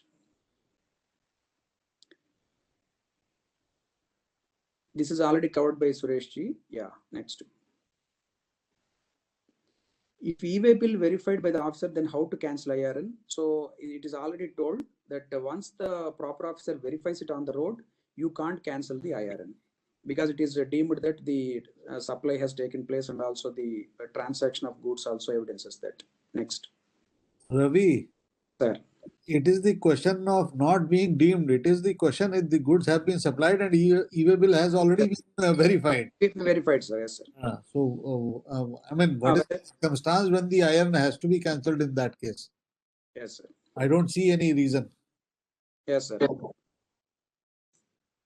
So stock transfers, yes, like if you are issuing invoice under section 31 between even your entities, even your GSTINs, then e-invoice will be applicable. The only thing is that the law says that the tax invoices issued under section 31 and also the credit and debit notes under section 34. If these are issued, then e-invoicing is compulsory. Next. What to do if I have generated an invoice and it has not been cancelled within 24 hours? Fine, you can, for example, if you can't cancel it and at the time of GSTR1 filing, when it gets auto-populated, you have every freedom to remove it. But these kind of changes which you do in the GSTR1 will be flagged and it will be referred to proper officer for a kind of any verification or some due diligence check. It will be referred. Next. If manual invoice is generated and then e-invoice is generated and due to any error, the said invoice is to be cancelled, we are not able to generate another IRN with the same manual invoice. Further, there is no option for any amendment in the e-invoice for any typographical mistakes. So if you want to generate another IRN, you have to generate with a new document number only, whether it is credit debit note or invoice. So that is the only availability as of now. Next. Ravi, in case of whatever the accounting packages are also there in the market, some of them restrict issuing the invoice with the same number again. Again, yes, sir. The invoice number has to be changed. And for Yes, the IRN also, you'll get the error of duplicate IRN or maybe that it has already been issued for the same invoice. So unless the number is changed, that error will keep getting. Yes. Thank you, sir. And we have the option to generate bulk IRN. Can we have the option to generate bulk QR code? See, please be informed that when you generate an IRN, you will receive a signed e-invoice JSON. so that each e-invoice JSON will contain a QR code. Means for every IRN and every invoice, there will be a corresponding QR code whose main purpose is to give the 9 key particulars of that invoice. So there is no question. I mean, once you get bulk IRNs, you will get bulk each QR code for each IRN. Next. Can amendment be done in e-invoice by inputting details of B2B in GSTR1? As in hotel industry, there used to be cases where customers ask later to change the GSTN on invoice later. So, okay, this may be a case, but the only thing is that the cancellation is within 24 hours. And in any case, if you need to cancel or amend the invoice in any manner after this cancellation window is over, you can do it very well in the while filing the GSTR1. So GSTR1 is the final reporting which you will do for all the set of invoices which you issue in a month. So please note that this e-invoicing requirement is only a procedural requirement. What the law says is that before issuing invoice to your buyer, kindly obtain IRN from the invoice portal. That's all. Except this, e-invoicing has no other statutory stipulation. So that's why once you receive the IRN, you issue the invoice. So after that, if any changes are there, which are very much possible, not only in hotel industry but elsewhere, you can kindly do it in the GSTR1. Next. Is e-invoice applicable for works contract services and job work? So this is already we have told that it is irrespective of sector and all. Only the turnover, exemptions, and the B2B export. These only are the 4 defining parameters whether you will do e-invoicing or not. Next. Is it necessary to have DSC while uploading? This is already told. It is not required. Next. Taxpayers with turnover below 500 crores cannot register for direct integration. Suresh, can you take this question? Yeah, this is already explained multiple times, saying that there is no direct integration allowed. They have to come through GSPs, ERPs, or companies who are having more than 500 crore turnover. Yeah. I think because the volume is more, count of businesses are very high, so they are recommending that all businesses above 100 crore, they come through GSP, ASP. Okay, thank you. Yeah, next. In the offline option of generating e-invoice, calculation is not automatic, and in case of any discrepancy between GSTN and party's name, the invoice should not get generated. Fine. See, when in the offline utility, when you enter details and upload, then there will be a check on the portal, and if the GSTN is not proper or something, it will get failed. But I think in this case you are asking about the GSTN and the party's name mismatch. So presently that validation is not there. Suresh, can you also confirm this? Yeah, GSTN against the party name is not there. Presently no such validation is there. GSTIN is the criterion, that's all. So you have to ensure that the GSTIN and the party's name are actually accurate. Next. We are merchant exporter only, having 100 crores turnover, so we will also register in e-invoice. So we have already told that if you are issuing the tax invoice or credit debit notes under GST Act, e-invoicing is applicable, subject to the turnover and the exemptions. Next. Is e-invoicing needed for sale of scrap and sale of fixed asset? Yes, the same answer goes. It is a legal question rather. So if you are issuing a GST invoice, please e-invoicing will be applicable, subject to the conditions. Next. In case of B2C invoices, can an SSC generate dynamic QR code? Okay, it was already clarified that This B2C dynamic QR code is completely different from the B2B and export e-invoicing. So that is to encourage this digital payments and emanating from that section 31A. So kindly, these two are completely different. And if you have any queries on this dynamic QR code and B2C, you can write to the CBIC and the government, and they'll be able to clarify this these queries. Next. Can we generate e-way bill again if the material has is not delivered in the specified period? Suresh, can you kindly pitch in here? Yeah, like it depends on like what is the distance, what is the validity of the e-way bill. So whatever e-way bill rules apply, same thing applies here also. Okay, next one. Maybe they mean to say like they have cancelled the e-way bill and they want to regenerate it. So that is possible as per the e-way bill. So I think they mean to say that I mean the period allowed is expired. Whether they can regenerate a e-way bill. No, sir. Like only one e-way bill for a particular document. So Yeah. if it is active, then it cannot be regenerated. I mean, they can extend the validity. In those plus minus 8 hours period of the validity date, like if today night one e-way bill is getting expired, they can extend it by giving the valid reasons from today 4 p.m. onwards to tomorrow morning 8 a.m. So extension is possible only within this window, but they cannot generate a separate e-way bill for active. Okay, fine. Next one. E-invoice is raised and submitted to customer in works contract service, but later came to know that customer is denied the invoice after 3 months. Then how to cancel either by directly or through credit note? See, this is not relating to e-invoice.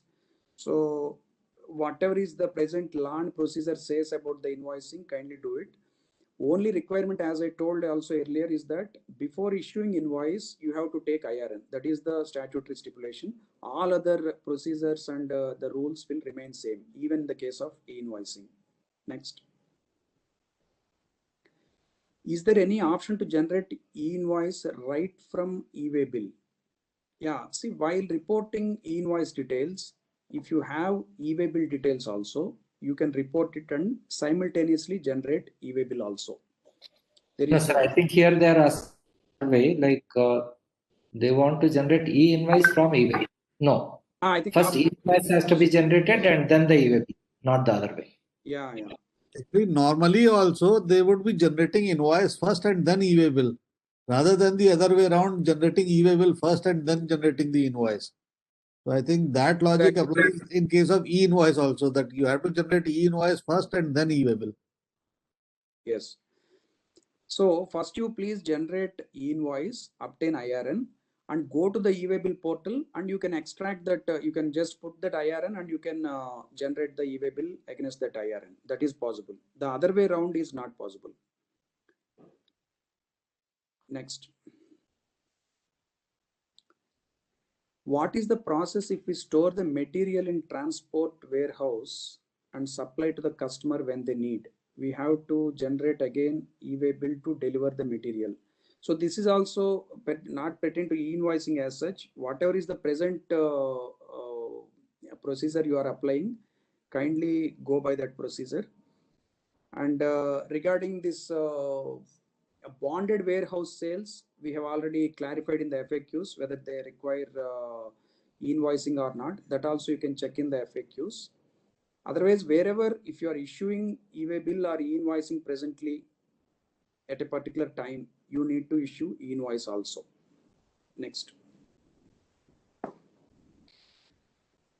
If e-way bill works on real-time basis, that is, as invoice is generated, e-way bill will automatically be generated. Then what is the use of bulk generation utility? We can't wait for a month to generate bulk JSON. Do we have to generate e-invoices on daily basis? Yeah, see, if you see the use of bulk generation utility, those entities who are not having their own ERP or GSP support to integrate with the e-Invoice portal, that is machine-to-machine integration. So they can use this bulk generation utility, that is an offline utility, to give your details, generate JSON, and upload into the IRP and obtain IRN. That is the utility of bulk generation. And on a day-to-day basis, you will be issuing several invoices.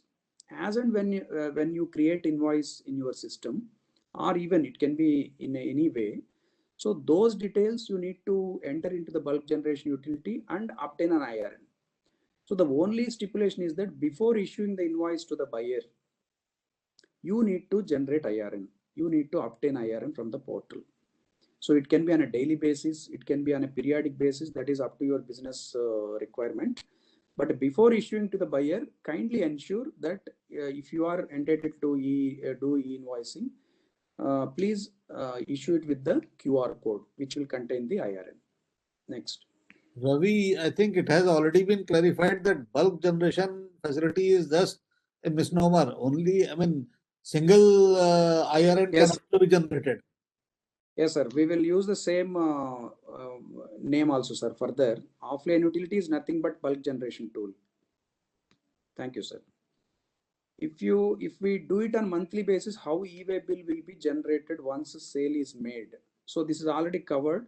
So next. My company's turnover is 25 crores, but all India turnover is more than 250 crores. E-invoicing applicable. It is already clarified. If your aggregate turnover as defined in the GST Act is more than the prescribed limit, then e-invoicing is applicable for all the GSTNs under that particular PAN. That's all. Thank you. Next. With SSC code, e-invoice can be generated. Yes, I mean the HSN presently, it includes services also, which is called in fact the service code. So I mean when you are generating invoice for services, you can select it. There is no problem. It is not only for goods, it is for services also. The 6-digit code can be selected. Next. B2C, it is not covered. So e-invoicing is not applicable. Next, irrespective of value. Upload in next month for e-invoice. In that case, this invoice will be shown in the last month GSTR1 or next month. So it will be based on the document date, and this will also be specified in the GSTR1 advisory, which will be shortly posted on the invoice portal, as well as on the GSTR1 dashboard. There will be an advisory. It will clarify all these points also. But it will be the document date which will be taken into consideration for the purpose of auto population into GSTR1. Next. Why e-way bill is to be generated if invoice is generated and validated in government portal? Yeah, see, presently you may appreciate that e-way bill is not mandatory for all transactions. So that's why for some time to continue, the e-way bill requirement is going to continue, and government will decide at the right time when this will replace the e-way bill requirement. So till that time, e-way bill has to be there. Next. Apart from generation of e-invoice, please explain further process of claiming GST ITC based on the invoice, whether it is to be auto-populated in 2B or 2A. See, the law only says that when the notified taxpayer is issuing invoice to a registered person or for export, please obtain IRN. That's all. This is the statutory requirement as far as e-invoicing is concerned. So the other process of claiming GST, ITC, everything will be the same. There is no, difference on that count. Next. Ravi, Sir. Need to clarify that once the IRN starts, e-invoice data starts populating into one, GSTR1, then from 1 to 2A and 2B, and then to 3B will automatically start flowing. Yes, sir. that will be there. But as far as the credit availment is concerned, there is no difference as such presently, even in the e-invoicing scenario. Can we integrate API directly? It is already covered. Next. So presently there is no validation built between the document date and the IRN generation date. That means the uploading date. So presently there is no linkage, so you can do it. But very shortly, NIC is going to put a validation, maybe from December 7th onwards, that the documents dated prior to October 1st cannot be reported on the IRP. Sureshji, can you just update on this and confirm this? Yeah, the document which the invoices having document date before 1st October will not be allowed. Yeah, presently as on date they are also allowed, but going forward they won't be allowed. Next. Sir, we are done with the questions. Okay, great. So thanks a lot, the participants. You can just thanks a lot the participants for kindly for almost now. There are almost more than 50% of the participants are there still. So we have because of the long number of questions asked, we exceeded by half an hour. We are sorry for that. And we'll be conducting this kind of seminars, webinars from time to time. You may please check our website for that. And this webinar video will be available on YouTube. And not only this webinar, earlier GSTN has conducted several webinars in partnership with several associations like CII, ICAI, NASCOM, etc. So all those webinars are already available on our GSTN YouTube channel. I request all of you to go through those seminars where many questions like this are covered, so that you will get benefited.